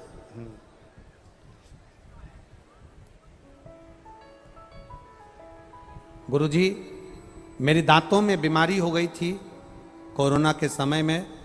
दांतों को डॉक्टर को दिखाया तो डॉक्टरों ने बोला आपके दांत ठीक नहीं है, एक बार न्यूरो सर्जन से डॉक्टरों से जांच कराओ। न्यूरो सर्जन डॉक्टर से जांच कराई, 2 साल तक दवाइयाँ चलती रही पर इलाज नहीं हुआ। बीमारी बड़ी थी, लग रहा था ठीक होना मुश्किल है। डॉक्टर ने भी कह दिया लंबा समय चलेगा, दवाई का कोई भरोसा नहीं है क्योंकि बीमारी ठीक नहीं है। गुरुदेव 3/10/2022 में आपकी पहली बार कथा देखना शुरू किया। सबसे बड़ी बात तो ये कहूंगी कि मेरे पति फौजी में रहे हैं तो विश्वास नहीं होता है। ऐसे ना जाने कितने पंडित आते हैं टीवी पर बोलकर चले जाते हैं किस किस पे भरोसा करो, इसलिए कोई भरोसा नहीं करता गुरुदेव। पर मैंने जब आपकी बात पर भरोसा करा तो मेरे पति से भी कहा कि एक बार शंकर जी पे जल चढ़ाकर पीने में क्या जाता है, इतनी डॉक्टरों की इलाज करवा रहे हैं, डॉक्टरों की इतनी दवाइयाँ खा रहे हैं और डॉक्टर कह रहे हैं कि ये ठीक नहीं हो सकती, पूरा मुख बेकार हो चुका है। तब शिवजी पे भरोसा कर कर एक लोटा जल चढ़ाया, एक बेलपत्री खाई। गुरुदेव कुछ ही दिन निकला, पानी सब्जी को पानी जैसी पीस कर केवल पी सकती थी, दूध जैसी रोटी को पीस कर केवल पी सकती थी, दांतों को कुछ भी प्रयोग नहीं कर सकती थी क्योंकि बीमारी बड़ी थी।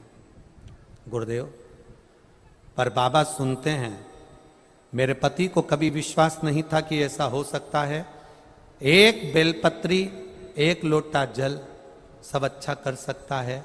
8 महीने हो गए बाबा, एक भी गोली नहीं खाना पड़ रही है, मेरा मुंह पूरी तरह से ठीक हो गया है। मैं यहां प्रणाम करने आई। बाबू ठीक है, अब पूरा मुख ठीक है, आराम। खाली न जाता कोई दर से तुम्हारे, मैं भी खड़ा हूँ नंदी बाहें फंसाए, अपने हृदय से लगा लो, लगा लो, गिरा जा रहा हो, उठा लो। हम तो कहते हैं शिव महापुराण आप सुनने जरूर आए हो, बैठे जरूर हो, थोड़ा गर्मी जरूर है, उमस पड़ रही है, आप लोगों को पंखा झेलना पड़ रहा है, कोई धूप में बैठा है, कोई बाहर बैठा है, पर एक विश्वास लेकर बैठना, भरोसा लेकर। 7 दिन की कथा दिल से सुनकर जाना, वो दिल से झोली भर कर दे देगा, ये विश्वास मानकर जाना, भरोसा रख। जो रह गए हैं, भले लोग कहेंगे बहुत भीड़ है, बहुत भीड़ है, ट्रैफिक जाम है, पहाड़ी से नीचे तक तो गाड़ियां पार्किंग नहीं, बहुत जाम है, बहुत जाम है। पर ऐसा ट्रैफिक जाम, ऐसी भीड़ तो सब दूर चलती रहेगी, पर अपना भी तो उससे मिलन हो सके, 2 क्षण बैठकर अपने दिल की बात अपने महादेव को कह सकें, ऐसा समय मिलना मुश्किल है। दिल से कहो उसको, मेरे भोले तेरा सहारा है, मेरे भोले तेरा सहारा है, मेरी नैया का तू किनारा है, मेरी नैया का तू किनारा है। ये शिव तत्व होता ही ऐसा, उसका गुणगान, उसका भजन, उसका कीर्तन, उसका मंत्र जाप, उसका स्मरण, उससे की गई प्रार्थना खाली नहीं जाती। ब्रह्मा ब्रह्म लोक में रहते हैं, भगवान विष्णु वैकुंठ लोक में रहते हैं। पृथ्वी का, मृत्यु लोक का अगर कोई देव है तो वो केवल एक देव अधिदेव महादेव है, उससे करी गई प्रार्थना खाली नहीं रहती। सनातन धर्म से मन हटने लगा तो दूसरे धर्म में तुम्हारा मन जाने लगा। अब तुम्हें सनातन धर्म ठीक नहीं लगने लगा।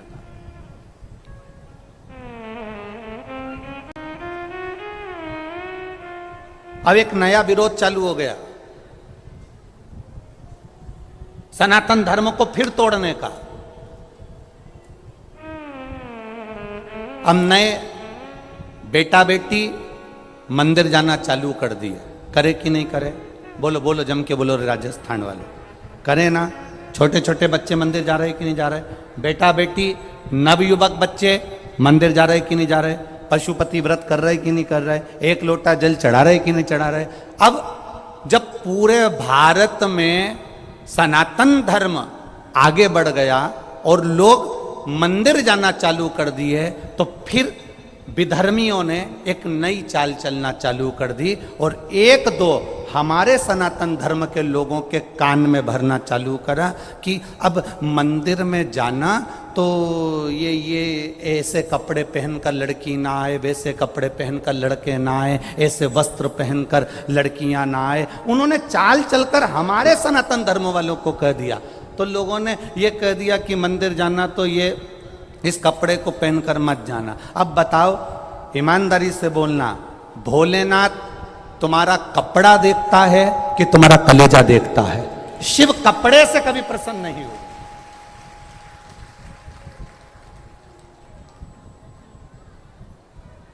अब फिर भी धर्मियों ने चाल चली कि कैसे भी नवयुवक लोगों को मंदिर जाने से रोकना है, तो एक काम करो, ऐसा कह दो कि मंदिर में प्रवेश करना तो ये वस्त्र पहनकर प्रवेश मत करना, तो जिससे नवयुवक बेटा बेटी मंदिर जाना धीरे धीरे कम कर देंगे। बूढ़े बूढ़े लोग ब्रह्मा जी का मंदिर दर्शन करने अंदर जाएंगे और जवान जवान बच्चे कह देंगे हम तो जीन्स पहने, हम तो टी शर्ट पहने, हम नहीं जा रहे, मम्मी तुम दर्शन करके आ जाओ। और ये बाहर बैठ के आराम से चाय पिएंगे, मंदिर के अंदर भी ये पाँव नहीं रखेंगे और धीरे धीरे फिर भी धर्मियों की चाल पूरी सफल हो जाएगी और तुम्हें मंदिर से दूर कर दिया जाएगा और फिर इनको दूसरे धर्म में भेज दिया जाएगा। ये बड़ी बड़ी चाल है, छोटी मोटी नहीं है। और हमारा व्यक्ति हमारा होकर इस चाल को नहीं समझ पाता और उन्होंने कह दिया हमारे मंदिर में साहब ये कपड़े पहनकर मत आना, तुम ये मंदिर में वस्त्र वाला पहनकर मत आना। भगवान कपड़े से कभी प्रसन्न नहीं हुआ। कपड़े तो रावण ने भी बदले थे, बोलो सही है कि गलत है? संत का चोला पहन लिया था रावण ने, उस संत के चोले को इतना बदनाम कर दिया, इतना बदनाम कर दिया कि कुंभ के मेले में आज सबसे पहले संत के चोले को ही पानी में धोया जाता है, उसके बाद भी साफ नहीं हो पाता है। वस्त्र से कभी परमात्मा प्रसन्न नहीं होता, कपड़े से कभी भगवान प्रसन्न नहीं होता। अगर मेरा भगवान, मेरा भोलेनाथ प्रसन्न होता है तो निर्मल मन सो मोहि पावा, मोहि छल छिद्र कपट ना भावा। ये आपके नूतन हृदय से परमात्मा की प्रसन्नता है।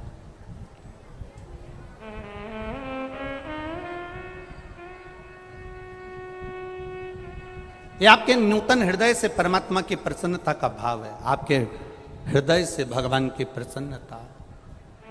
भगवान को ना तुम्हारा वस्त्र देखता है, ना भगवान तुम्हारी दौलत देखता है, ना भगवान तुम्हारा धन देखता है, ना भगवान तुम्हारा वैभव देखता है। भगवान अगर देखता है तो केवल तुम्हारे मन में जो भोलापन है, तुम्हारे मन में जो श्रद्धा समाई है, तुम्हारे मन में जो विश्वास जागृत हुआ है परमात्मा के प्रति, परमात्मा केवल वही देखता है।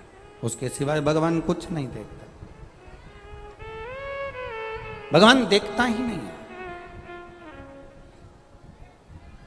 अरे भाई,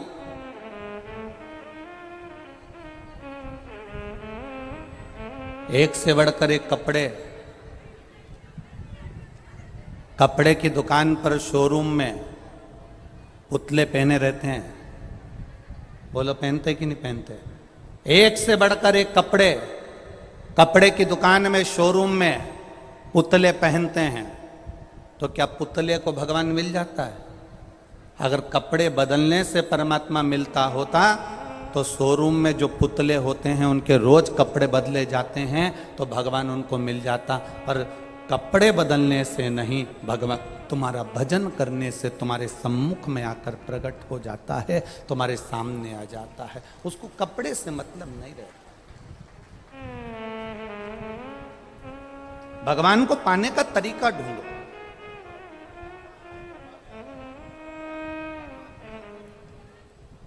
भगवान को पाने का जब तरीका हम ढूंढेंगे, भगवान को पाने का जब तरीका ढूंढने का हम प्रयास करेंगे, भगवान को पाने का जब हम प्रयास करेंगे तो हमारा परमात्मा हमारे सामने होगा। किसी वस्तु को पाने का प्रयास करा वस्तु मिल जाती है। गाड़ी को लाने का प्रयास करा, लोन ले लूं, मकान बनाने का प्रयास करा, लोन ले लूं, मकान बेच दूं, ये कर दूं, वो कर दूं। हम जिसको पाने का प्रयास करते हैं, उसको पाने के लिए उस वस्तु की चाह हमारे भीतर बढ़ जाती है और हम उसे पाने का प्रयास करते हैं। ऐसा प्रयास हमारे जीवन में हमें परमात्मा को पाने के लिए करना है कि कैसे हम हमारे भगवान को हमारा अपना बना सकें, कैसे मैं शंकर की हो जाऊं और शंकर मेरा हो जाए। ऐसा कोई प्रयास हमारी जिंदगी में करा जाए कि हमारा दुख कट जाए। भोला आता है आप लोगों को? ये प्रार्थना है। जब भी कथा के पंडाल में बैठो या भोलेनाथ जी के मंदिर में दर्शन करने जाओ या शिवालय का दर्शन करने जाओ तो मुख से बोलना चाहिए। एक बार सब माताएं प्रेम से बोलो और जितने भाई बैठे हैं वो भी बोलो, भोला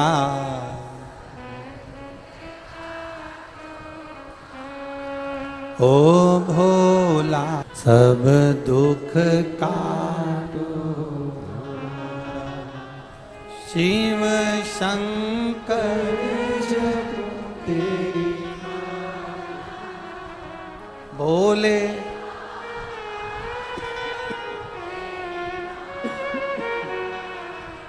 भोला सब दुख काटो,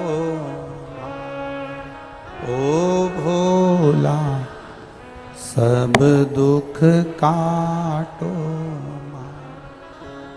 ये शिव की प्रार्थना, शंकर भगवान को निवेदन, शंकर का अनुमोदन, शिव भक्ति, शंकर भगवान से प्रार्थना, अपने हृदय से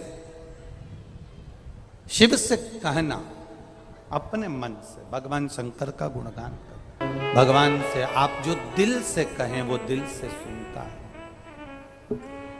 ब्रह्मा जी का सिर कट गया था, काल भैरव को भगवान शंकर ने प्रकट कर दिया था और काल भैरव ने जाकर ब्रह्मा जी को अपने हाथ की उंगली का नख तोड़कर उनका शीश काट दिया था। काल भैरव, जब काल भैरव ने शीश काट दिया, शीश कट गया,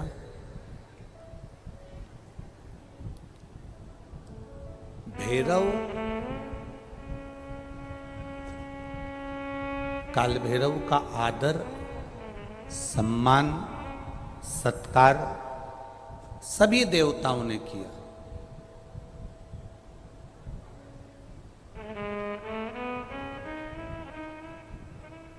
भैरव क्षेत्र का देवता होता है।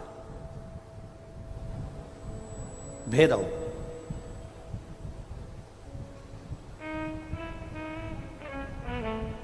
चौसठ तरह के भैरव होते हैं।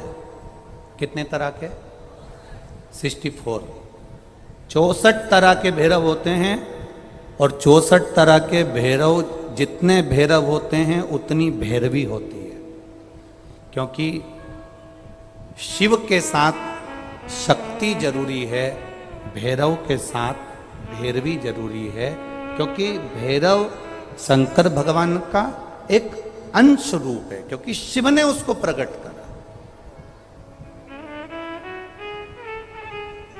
हाँ, दुनिया के लोग भले भैरव जी को बदनाम करने में लगे हैं, ये तो शुरू से चला आ रहा है।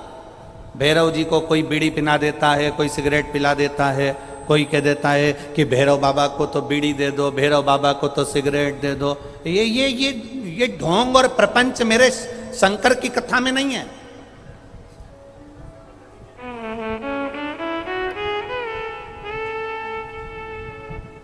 शिव का एक अंश है भैरव। काल भैरव जो प्रकट हुआ वो शंकर भगवान का एक अंश है।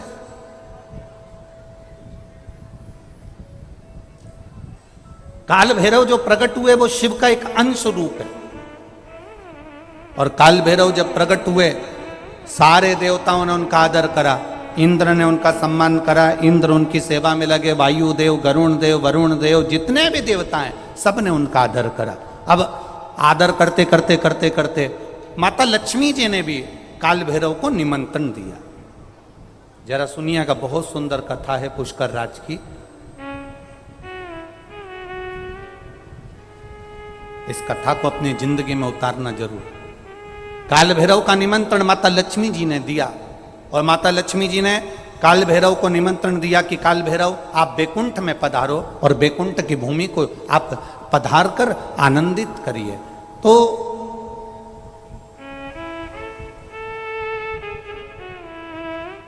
काल भैरव का काम क्या है? काल भैरव का कार्य क्या है? ये यहाँ राजस्थान की भूमि पर तो वैसे भी भैरू जी के मंदिर बहुत है। बोलो सही है कि गलत है?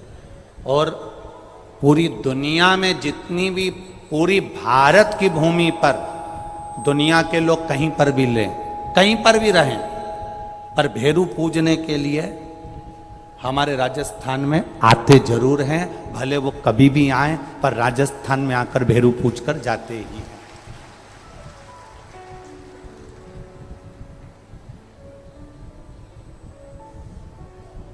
भैरव का काम क्या है?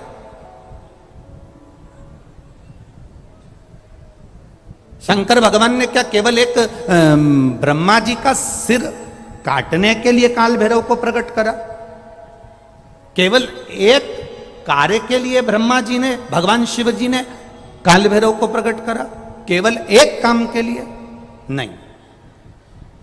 मेरा भोलेनाथ एक कार्य के लिए काल भैरव को कभी प्रकट नहीं कर सकता, क्योंकि मेरे भोलेनाथ ने जब जब जो काम किया है वो संपूर्ण ब्रह्मांड के कल्याण के लिए किया है। इसलिए ब्रह्मा के सिर काटने के लिए, अकेले केवल ब्रह्मा का सिर काटने के लिए भगवान काल भैरव को प्रकट नहीं कर सकते।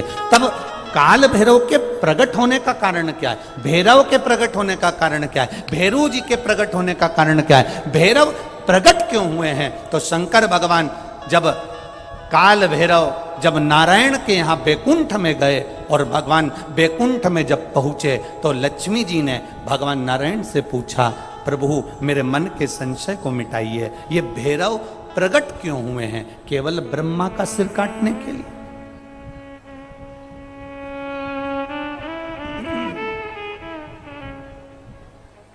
क्या ये ब्रह्मा जी का सिर काटने के लिए प्रकट हुए?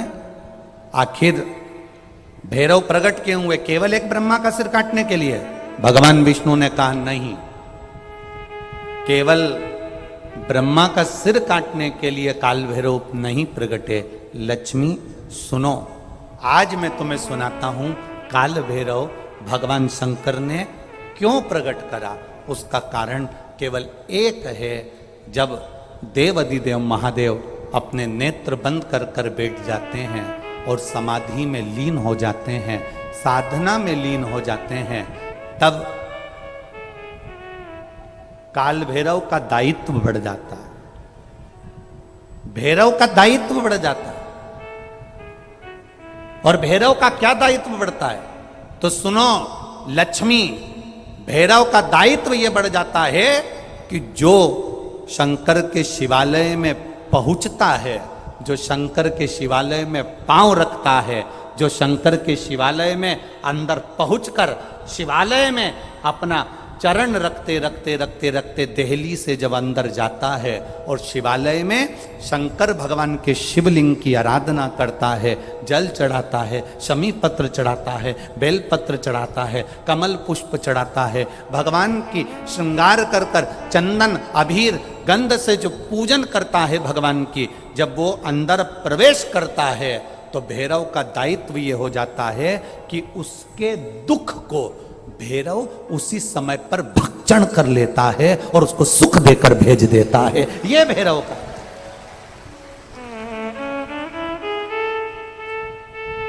ये दुनिया के जितने लोग जहां जहां रह रहे हो,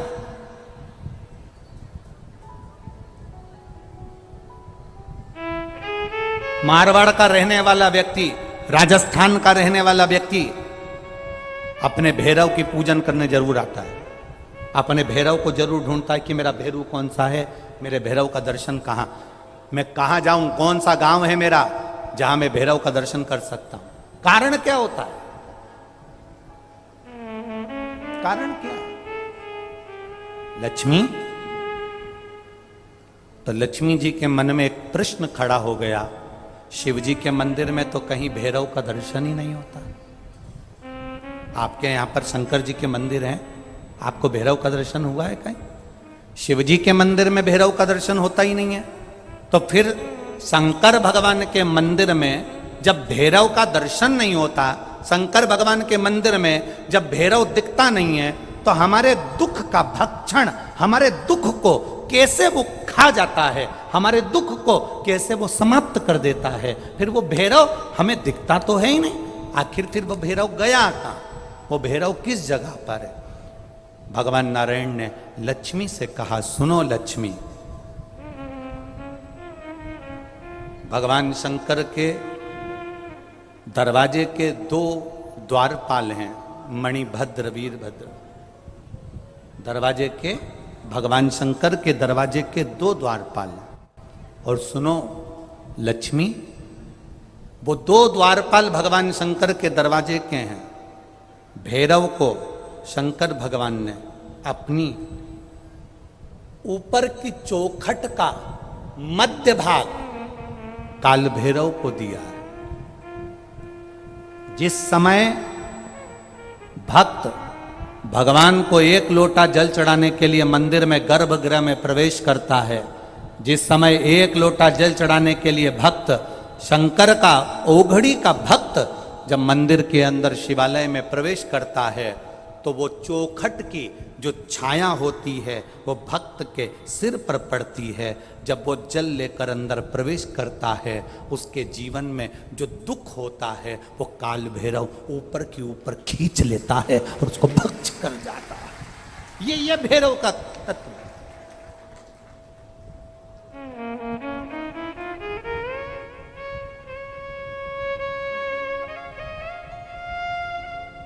भैरव और भैरवी का कार्य क्या है? आपको सुख देना। भैरव और भैरवी का कार्य क्या है? आपके भीतर यदि अहंकार आ गया, आपके भीतर यदि अभिमान आ गया, आपके भीतर यदि अभिमत्ता आ गई, आपके भीतर यदि कपट आ गया, आपके भीतर यदि बेईमानी आ गई, आपके भीतर यदि प्रपंच आ गया, आपके भीतर यदि काम, वासना, आसक्ति, तृष्णा, लोभ समाहित हो गया, तो भैरव और भैरवी इसको खींच लेते हैं। ये शरीर के अंदर एक तरंग के रूप में प्रवेश कर खींच लेते हैं। भैरव और भैरवी। वो हुआ पुष्कर राज की भूमि पर हुआ। पुष्कर राज की भूमि पर हुआ वो।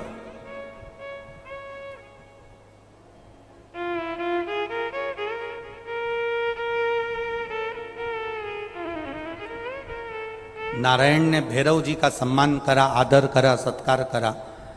लक्ष्मी जी ने भैरव जी को भोजन कराया, सुंदर पकवान बनाकर खिलाया।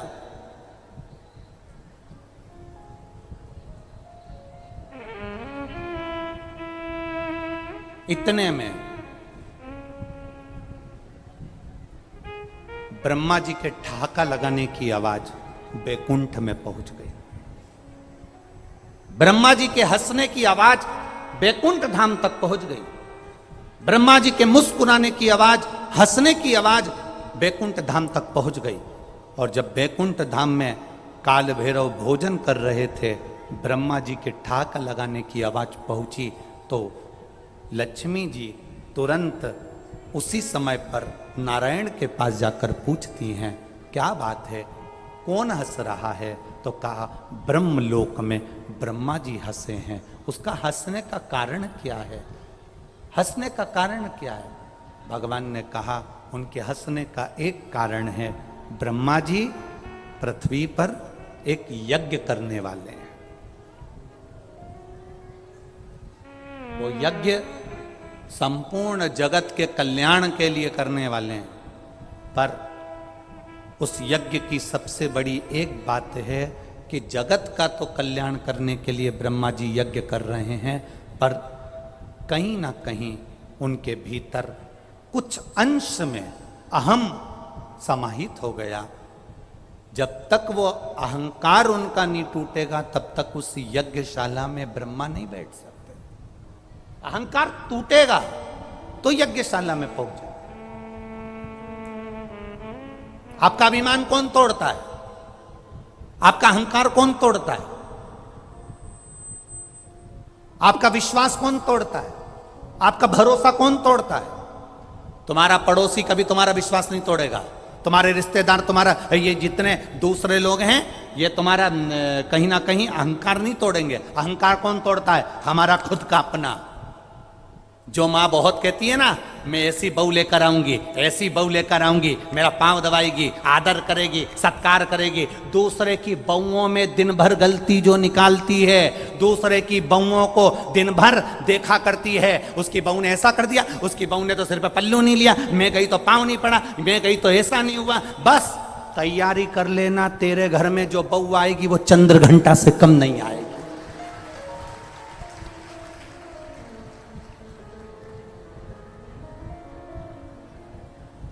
जो बहुत वो हमारे मालवा की भाषा में कह देना जीजी, ए राजस्थान वाली जीजी, हमारे उधर की भाषा में कह दें तो कहते हैं जो बहुत लंबी नाक लगाए ना। बस समझ गई ना तुम लोग? समझ तो गई ना? बस जो बहुत लंबी नाक लगाए ना, उसकी बहू तो ऐसी, मेरी बहन की बहू आई ऐसी आई, मेरे मामा के छोरे की बहू आई ऐसी आई। मैं तो बहू लाऊंगी तो ऐसी लाऊंगी, मैं बहू लाऊंगी तो मुझे तो रत्ती भर नहीं सुहा है। ऐसी बहू मुझे आएगी ना तो मेरी तो बिल्कुल नहीं बनेगी। और मालूम पड़े उससे 4 गुना जोरदार आई। और शादी के 2 महीना नहीं हुए और मायके में जाकर बैठी। अब ये इतनी बोलती थी, अब ये चुप। बोले तो बोले क्या?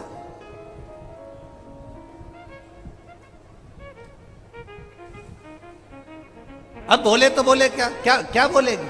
तो कोई दूसरा तुम्हारा विश्वास नहीं तोड़ता, कोई दूसरा तुम्हारा अहंकार नहीं तोड़ता, कोई दूसरा तुम्हारा अभिमान नहीं तोड़ता। तोड़ने वाले अपने होते हैं। जो कहती है मेरा बेटा, मेरा बेटा, मेरा बेटा, मेरा बेटा, मेरा बेटा, एक दिन वही बेटा सामने खड़े होकर कह देता है तुमने मेरे लिए करा क्या? अहंकार टूट गया, अभिमान टूट गया, अपने भीतर का हम टूट गया।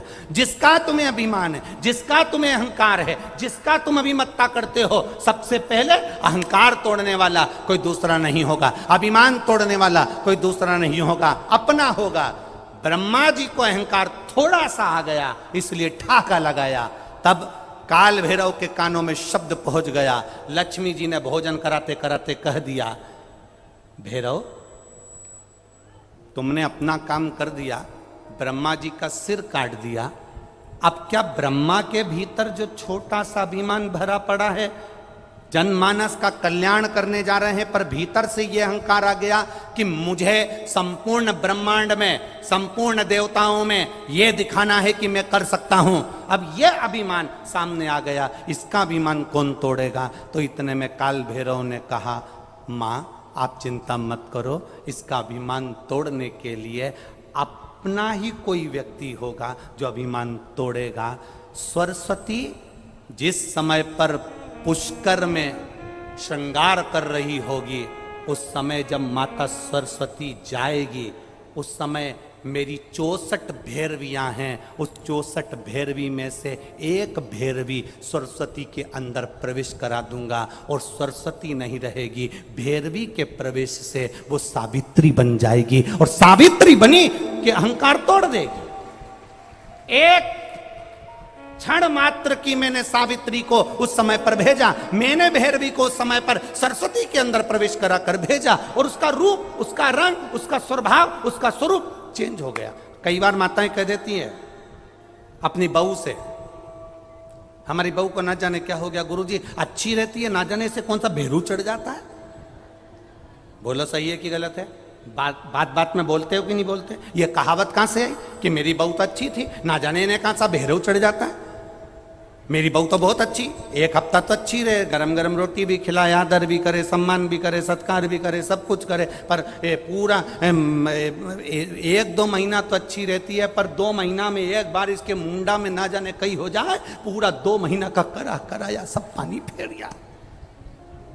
इसको कौन सा भेरू चढ़ जाता है, इसको कौन सी भैरवी चढ़ जाती है, इसको क्या हो जाता है एकदम, इसको होता क्या है अच्छी, आदर करती है, बीमार पड़ जाओ तो हॉस्पिटल भी ले जाती है, सम्मान भी करती है, गाड़ी भी चला ले, सब काम बढ़िया कर ले, रोटी भी अच्छी बनाए, सब्जी भी अच्छी बनाए, सब काम जोरदार करे, पर इसके होता क्या है ये समझ में नहीं आता। तो इन्होंने पत्रिका ले जाके दिखाई, पंडित जी बताओ, पंडित जी बोले इनका गुण तो अच्छा मिला, इनका गुण तो अच्छा मिला, कोई दोष भी नहीं है, बढ़िया है, पूरा 24-25 गुण, 27-28 गुण, जितना भी गुण है मिला तो अच्छा है। फिर तकलीफ क्या है, तकलीफ आखिर है क्या? तकलीफ कुछ नहीं है, तकलीफ एक है, जब हमारे भीतर अहंकार आता है, जब हमारे भीतर अभिमान आता है, जब हमारे भीतर कहीं ना कहीं लोभ, कहीं ना कहीं काम, कहीं ना कहीं वासना, कहीं ना कहीं तृष्णा, कहीं ना कहीं आसक्ति जब बढ़ जाती है, तो भैरवी का और भैरव का एक अंश कहीं ना कहीं आ जाता है, कुछ क्षण के लिए एक अंश आ जाता है और वो सब साफ। जब हमारे भीतर लोभ जागा, बहू को भैरवी कब चढ़ी, उसने गुस्सा कब करा? जब तुम्हारे भीतर कहीं लोभ जागृत हुआ, बड़ी बहू को ये वाली साड़ी दे दूंगी, लड़की आएगी तो उसको ये वाली दे दूंगी, और ये दिन भर में से मुंह चलाती है ना, बस तुम्हारे भीतर लोभ जागृत हुआ, आसक्ति जागृत हुई, क्रोध जागृत हुआ, उस समय पर भैरवा भैरवी का एक अंश तुम्हारे यहाँ फिर उस समय प्रकट हो गया। बहू ने बोलना बंद कर दिया, क्रोध में आ गई, उसने अपने पति से कह दिया, शब्द बोले, बाद में मालूम पड़ा कि आखिर हुआ क्या था, लड़ाई किस बात पे थी, बस लड़ाई छोटी सी बात पे थी, वो छोटी सी बात नहीं थी, उसमें अहंकार हमारा भी अड़ा हुआ था। जिस दिन हमने अपने अहंकार को उठाकर कोने में पटकना चालू कर दिया, उस दिन हमारा घर स्वर्ग बन जाएगा, आनंदित बन जाएगा। हम अभिमान से थोड़ा सा पीछे तो हटे।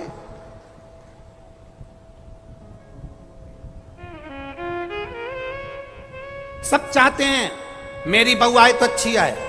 ये तीन मित्र पिकनिक करने के लिए गए, और तीन मित्र जब पिकनिक करने के लिए गए तो पिकनिक करने के लिए उन्हें समोसा लिया, कचौड़ी ली, मालपुआ लिया, रबड़ी ली, सब लिया, बालूशाही ली, सब मैसूर पाक वगैरह सब लिया, और लेकर झोला तीनों मित्र पिकनिक करने गए। पिकनिक करने के लिए बगीचे में बैठते से ही उन्होंने बैग खोला। बैग खोलते से ही उन्होंने देखा कि इसमें खाने का तो सामान है, पर पानी की बोतल नहीं है और कोल्ड ड्रिंक की बोतल नहीं है, दोनों बोतल घर रह गई।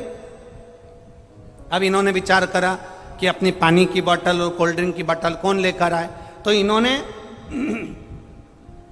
नाम लिखा, पर्ची बनाई, तीनों का नाम लिखकर पर्ची बनाकर कुड़कुड़ा के इसे फेंका। जिसका नाम आएगा वो घर जाएगा, पानी की बोतल लाएगा, कोल्ड ड्रिंक लाएगा, जब तक वो नहीं आएगा तब तक कोई कुछ नहीं खाएगा। इनने पर्ची फेंकी, एक व्यक्ति का नाम आया, उससे कहा तू घर जा और कोल्ड ड्रिंक की बोतल और पानी लेकर आ। वो गया, कहने लगा जब तक तू नहीं आएगा तब तक ना हम पानी पिएंगे ना हम कुछ खाएंगे, जल्दी आना, और उसका नाम लेकर उसको भेज दिया। वो चले गया, आधा घंटा हो गया, 1 घंटा हो गया, 1.5 घंटा हो गया, 2 घंटा हो गया, 2.5 घंटा हो गया, 3 घंटा हो गया, पर वो नहीं आया। अब इन दोनों ने आपस में विचार करा, उसकी मम्मी ने कोई काम बता दिया होगा, उसके पिताजी ने कोई काम बता दिया होगा, वो वहां लग गया होगा। एक काम करते हैं, चलो निकालो खाते हैं। इन्होंने पूरा बैग खोला, समोसा निकालकर, दोनों खाने वाले थे, इतनी देर में वो पेड़ के पीछे से सामने आ गया और आते से ही बोला मुझे मालूम था तुम खा जाओगे, इसलिए मैं गया ही नहीं, इसीलिए मैं नहीं गया। वो इंतजार कर रहा था ये बैग खोल के खाए और मैं सामने आऊं। हम भी इंतजार कर रहे हैं, हम भी ये सोचते हैं जाएंगे, होगा, करेंगे, इंतजार करते रहते हैं, पर परमात्मा की भक्ति में हम रम नहीं पाते, भगवान के भजन में हम रम नहीं पाते। अचानक समोसा निकला और वह पेड़ के पीछे से सामने आ गया। हमारी भी ऐसी आदत है, जब तक हमारे जीवन में तकलीफ नहीं आती, दुख नहीं आता, कष्ट नहीं आता, तब तक हम भी महादेव के मंदिर नहीं जाते। जब दुख तकलीफ कष्ट आता है तब मंदिर जाना चालू करते हैं। शिव पुराण कहती है एक लोटा जल लेकर आप अभी से शिव की आराधना में लग जाओ, दुख तकलीफ तुम्हारे घर से कोसों दूर हो जाएगी। फिर वो तकलीफ नहीं आने, वो तकलीफ नहीं आएगी।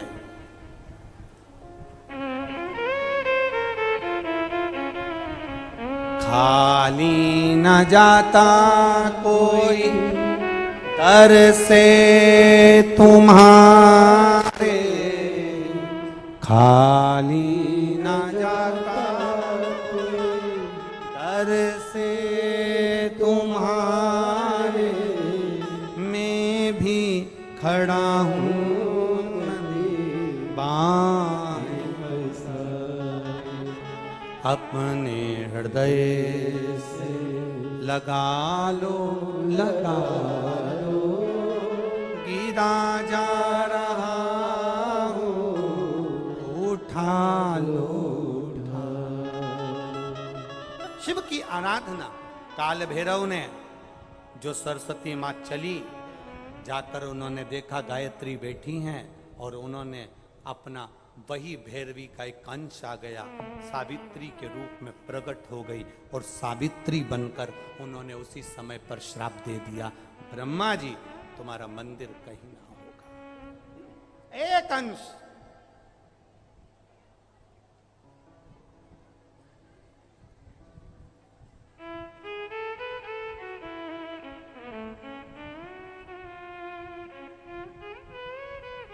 ब्रह्मा जी ने विचार करा, कारण क्या हुआ? मेरा सिर कट चुका है। ब्रह्मा जी ने विचार करा, मेरा मस्तक कट चुका है। आखिर कारण क्या है जो मुझे श्राप लगा? वो मेरी पत्नी का। ये सरस्वती सावित्री बनकर मुझे श्राप दे दी। कारण क्या है? ब्रह्मा जी 1000 वर्ष तक तप साधना में डूबे, तब उनको ज्ञात पड़ा कि काल भैरव ने भैरवी का भाव मेरे प्रकट किया, मेरे अहंकार को तोड़ने के लिए। ब्रह्मा जी ने भैरव की परिक्रमा कर कर तब स्तुति की है। ब्रह्मा जी भैरव की परिक्रमा, हनुमान जी की परिक्रमा, भैरव की परिक्रमा, शंकर भगवान की परिक्रमा, शिव जी के जितने रुद्र अवतार हैं, शंकर भगवान के जितने अंश अवतार हैं, इन सब की परिक्रमा का भाव 3 परिक्रमा का। कितनी परिक्रमा? 3। काल भैरव, भैरव की परिक्रमा कितनी होती है? जम के बोलो, 3। हनुमान जी की परिक्रमा कितनी होती है? 3। शंकर के जितने अवतार, मेरे भोलेनाथ के जितने रुद्र अवतार हैं, मेरे शिव के जितने अवतार हैं, मेरे शंकर के जितने अंश अवतार हैं, उनकी सबकी परिक्रमा 3 है। सबकी परिक्रमा 3।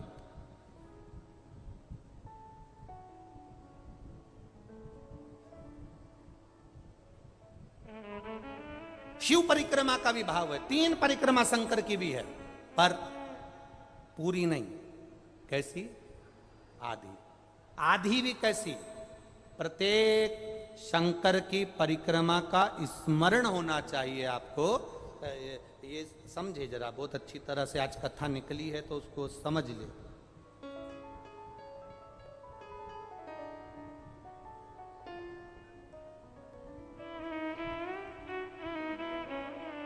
जैसे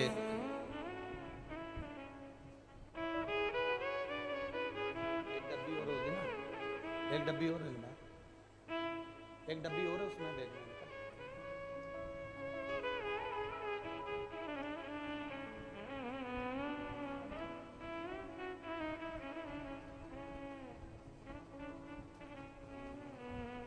जैसे ये शिवलिंग है, बहुत सावधानी से समझना, सावन का महीना है, बहुत प्रेम से समझिएगा।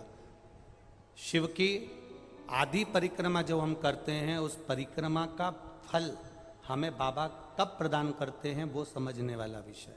ठीक है? ये शिवलिंग, ये जलाधारी, ये भगवान के चरणारविंद जहाँ गणेश, कार्तिकेय, अशोक सुंदरी है, उस स्थान का। अब मंदिर के बीच में गर्भगृह में ये शिवलिंग रखा है। हम जब परिक्रमा चालू करते हैं तो यहां से यूं गए और यहीं से हम वापिस आ गए, वापिस हम यहीं से आ गए। शंकर की परिक्रमा पूर्ण कब मानी गई? आधी परिक्रमा को पूर्ण कब कहा गया? शिव की परिक्रमा को हम पूर्ण कैसे मान सकते हैं? हम कहते हैं, हमारे शास्त्र कहते हैं कि शंकर की 3 परिक्रमा करो, या भगवान की 3 परिक्रमा करो, या देवता की 3 परिक्रमा करो। परिक्रमा का फल कब मिलता? परिक्रमा का अंश फल कब मिलता? शिवलिंग जलाधारी मंदिर के बीचों बीच है। जब मंदिर के बीचों बीच है, नंदी बाहर है, आपने परिक्रमा करना प्रारंभ करा, पूजन करने के बाद यहाँ तक गए, यहाँ से पानी बहता है, जल बहता है, तो हम इसको लांघते नहीं है, नहीं लांघते ना, इसको लांघते नहीं है। जब हम परिक्रमा करने के लिए यहाँ तक जब पहुँचते हैं, पहुँचने के बाद यहीं से थोड़ा सा पीछे हटकर हमको शंकर के शिवलिंग के वहीं से खड़े होकर नंदी का दर्शन करना चाहिए। जब हम परिक्रमा कर कर वापिस लौटते हैं, नंदी का इस शिवलिंग के सम्मुख से जब बाहर बैठे नंदी का हम दर्शन करते हैं और वापिस अपनी जगह पर आकर खड़े होते हैं, तब हमारी परिक्रमा एक पूरी मान ली जाती है और उसका फल हमें प्राप्त होता है। उस परिक्रमा का फल, हमने शंकर भगवान की परिक्रमा करी, किसी ने कहा आदि परिक्रमा करो, हम यहाँ तक गए, यहाँ से लौटकर वापिस आ गए। उस परिक्रमा करते समय हमने नंदी का दर्शन एक बार भी नहीं करा। अगर नंदी का दर्शन नहीं करा तो उस परिक्रमा का कोई फल हमें प्राप्त नहीं हो सकता। उस परिक्रमा का कोई फल हमें प्राप्त नहीं हो सकता। अब 3 परिक्रमा हमारा वर्णन किया, तो 3 परिक्रमा क्या करोगे? यहां वापिस आओगे, यहां वापिस जाओगे क्या? बोलो जम के, वापिस जाओगे क्या? नहीं। 3 परिक्रमा शंकर भगवान की जो वर्णन करी गई, यहां से चले, यहां पहुंचे, पहुंचने के बाद आपने यहां शिव जी का शिवलिंग के वहीं से नंदी का दर्शन करा, फिर वापिस पलटे, फिर नंदी का दर्शन करा, फिर पलटे, फिर नंदी का दर्शन करा।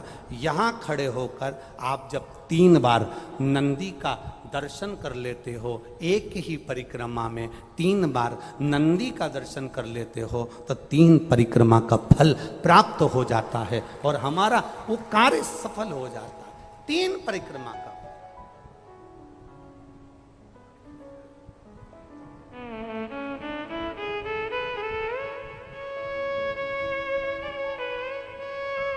तीन परिक्रमा का फल हमें प्राप्त हो।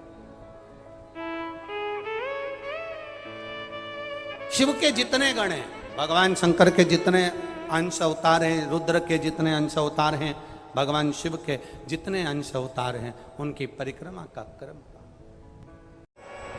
आप जाओ उसके चौखट पर।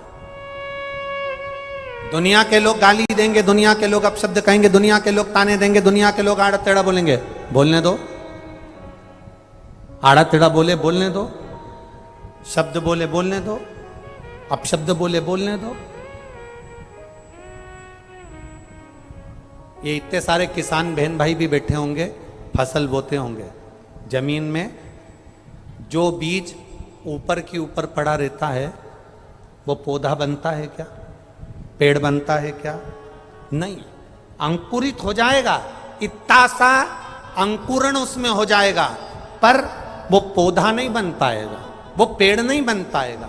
जो बीज जमीन के अंदर दब गया, जो बीज जमीन के अंदर चला गया, वजन पड़ गया, दब गया, तब वो बीज पौधा बना, पेड़ बना, अंकुरित हुआ और वृक्ष बनकर सामने आया। जिसको दुनिया के लोग दबा देते हैं, गाली देते हैं, अपशब्द कहते हैं, ताने देते हैं, रोज रोज मंदिर जाती है, रोज रोज शंकर जी के मंदिर जाती है, सियोर वाले महाराज के कहने पे चलती है, पशुपति व्रत करती है, सोमवार का व्रत करती है, 1 लोटा जल चढ़ाने जाती है, अपने आप को सावित्री समझती है, अपने आप को सत्यवान समझती है। दुनिया के लोग जब तुमको दबाते हैं, अपशब्द कहते हैं, ताना देते हैं, समझ लेना बीज जमीन के अंदर जा रहा है। जिस पर मिट्टी पड़ती चली जाती है वो बीज एक दिन पेड़ बन जाता है। और आपको जब गालियां पड़ती है, अपशब्द कहते हैं, ताने देते हैं, आड़ा टेढ़ा कहते हैं, आड़ा टेढ़ा शब्द कहते हैं, तुम मिट्टी में दबते चले जाते हो और एक दिन पेड़ बनकर जब सामने आते हो तो दुनिया के लोग भी चक्कर में पड़ जाते हैं कि इसका इतना कल्याण कैसे हो गया, इसके पास इतना धन कैसे आ गया, इसके पास इतना वैभव कैसे आ गया, इसकी इतनी सत्ता कैसे हो गई, इतना धन कैसे आ गया, आखिर कैसे। क्या अजमेर में, पुष्कर में क्या धनपति करोड़पति नहीं है? ईमानदारी से बोलो, जरा जरा जम के तो बोलो, है कि नहीं? अजमेर में, पुष्कर में क्या कोई करोड़पति नहीं है, धनपति नहीं है, वैभवपति नहीं है, सत्तापति नहीं है? कई होटलों के मालिक होंगे, कई गाड़ियों के मालिक होंगे, कई सामग्री के मालिक होंगे, ढेरों की संपदा, ढेरों का धन, ढेरों का वैभव होगा, पर क्या सभी के भाग्य में शिव महापुराण की कथा लिखी है? नहीं, ये खंडेलवाल परिवार के भाग्य में थी, हो गई।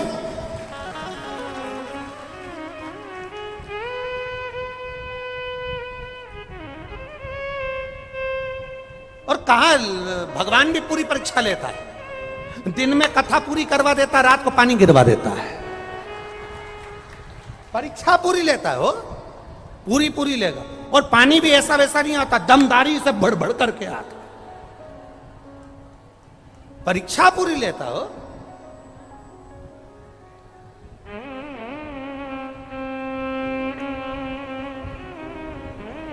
ये जो खंडेलवाल जी और उनकी धर्मपत्नी, ये बुजुर्ग जो बैठे हैं ना दोनों कुर्सी पे, ये एक कथा इन दोनों के दिल से इन्होंने, दुनिया के लोग कोई शादी की सालगिरह मनाए, कोई किटी पार्टी मनाए, तो इनने बस एक नियम लिया कि छोराओं, जिंदगी में एक शिव पुराण की कथा करा के मेरा जिंदगी सवार। तो बहुत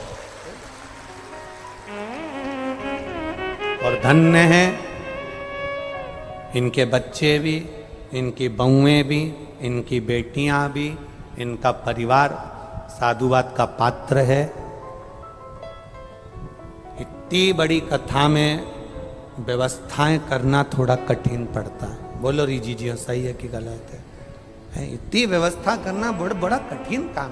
कथा छोटी वोटी होए तो व्यवस्था करने में आ जाए, पर इनका ठिकाना ही नहीं। कल वो विधायक जी कह रहे थे कि यहाँ से लेके अजमेर तक की जो ऊपर की पूरी रोड है, पूरी चक्का जाम है, कोई ना इधर से हिले ना उधर से हिले, बड़ी धीरे धीरे गाड़ियाँ चल के अजमेर तक जाती, और अजमेर से माताएं भी इतनी समझदार हो गई। गुरुजी 1 बजे की कथा है तो सुबेरे से अपना टिफिन गाड़ी में ही, उसको मालूम है चक्का जाम होगा, वहीं निपटा लेंगे, अपना क्या जाए, ट्रैफिक में जहां फंसे डब्बा खोलो खाओ, गाड़ी में बैठो, 1 बजे के पहले तो कथा में पहुंच जाएंगे। पूरी व्यवस्था से आती है,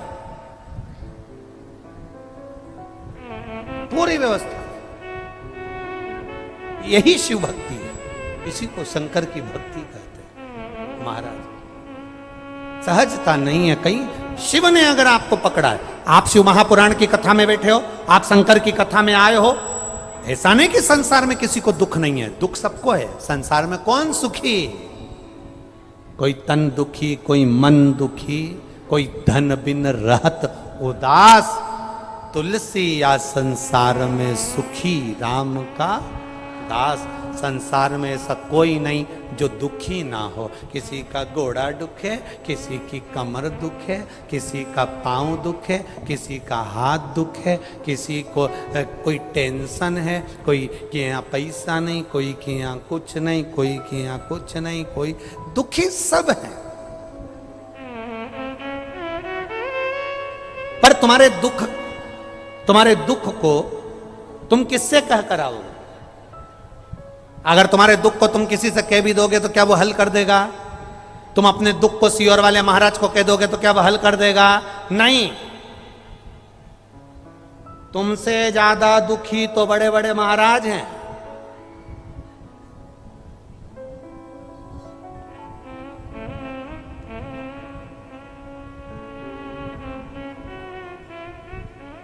तुमसे ज्यादा दुखी है।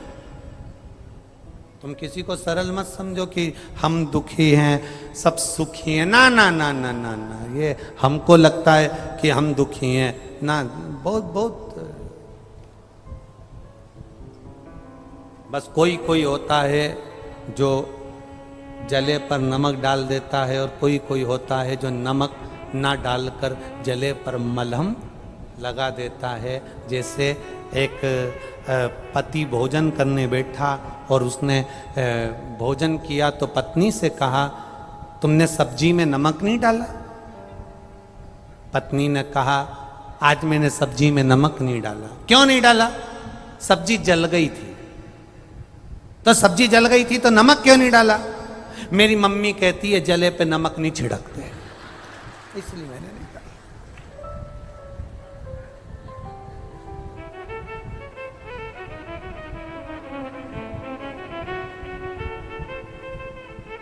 पति ने कहा, तेरी मम्मी ने यह सब्जी का नहीं बोला। तो पत्नी ने बोला, कौन सी सब्जी? पति बोला, ये तेरे सामने जो बैंगन खड़ा है ना, इस सब्जी का बोला है कि इसके ऊपर कभी नमक मत छिड़कना, और तू मेरे ऊपर रोज नमक छिड़कती है। तुम्हारी मम्मी ने ये कर दिया, तुम्हारे पापा ने ये कर दिया, तुम्हारे भाई ने ये कर दिया। ये इस नमक की बात तेरी मम्मी ने करी थी, ये जली सब्जी की बात नहीं करी थी।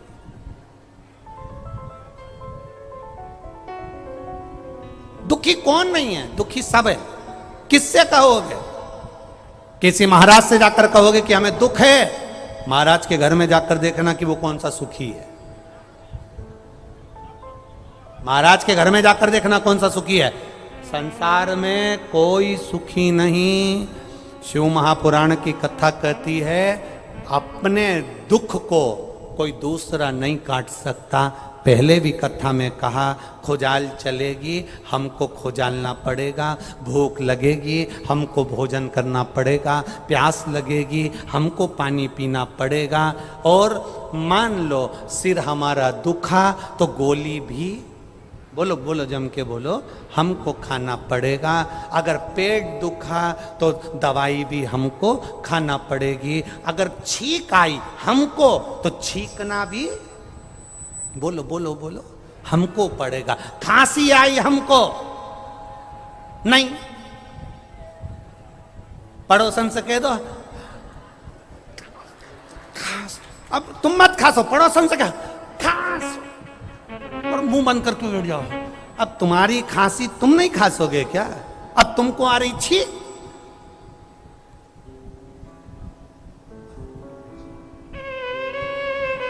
अब इतना बड़ा मुंह फाड़ के बैठी है, और पड़ोसी से कहता छींक छींक। अब छींक तुमको आ रही, पड़ोसी छींकेगा तो उससे कौन सा फायदा होगा? भूख तुमको लग रही, पड़ोसी भोजन करेगा तो कौन सा फायदा होगा? प्यास तुमको लग रही, पड़ोसी पानी पिएगा तो कौन सा फायदा होगा? दुख तुम्हारा है, कोई दूसरा कैसे काट देगा? तुम शंकर के मंदिर में जल चढ़ाओगे तो कटेगा ना, दूसरा कैसे काट सकता? अपने दुख को स्वयं काटना, अपनी तकलीफ को स्वयं मिटाना है। कोई की सामर्थ्यता नहीं कि कोई मिटा दे। भाई हम सियोर वाले महाराज के भरोसे मत रहना। हम फिर कहते हैं, हम तो बाबा के भरोसे रहते हैं, हम तो बाबा के भरोसे चलते हैं। ये दुनिया वाले जलते हैं, ये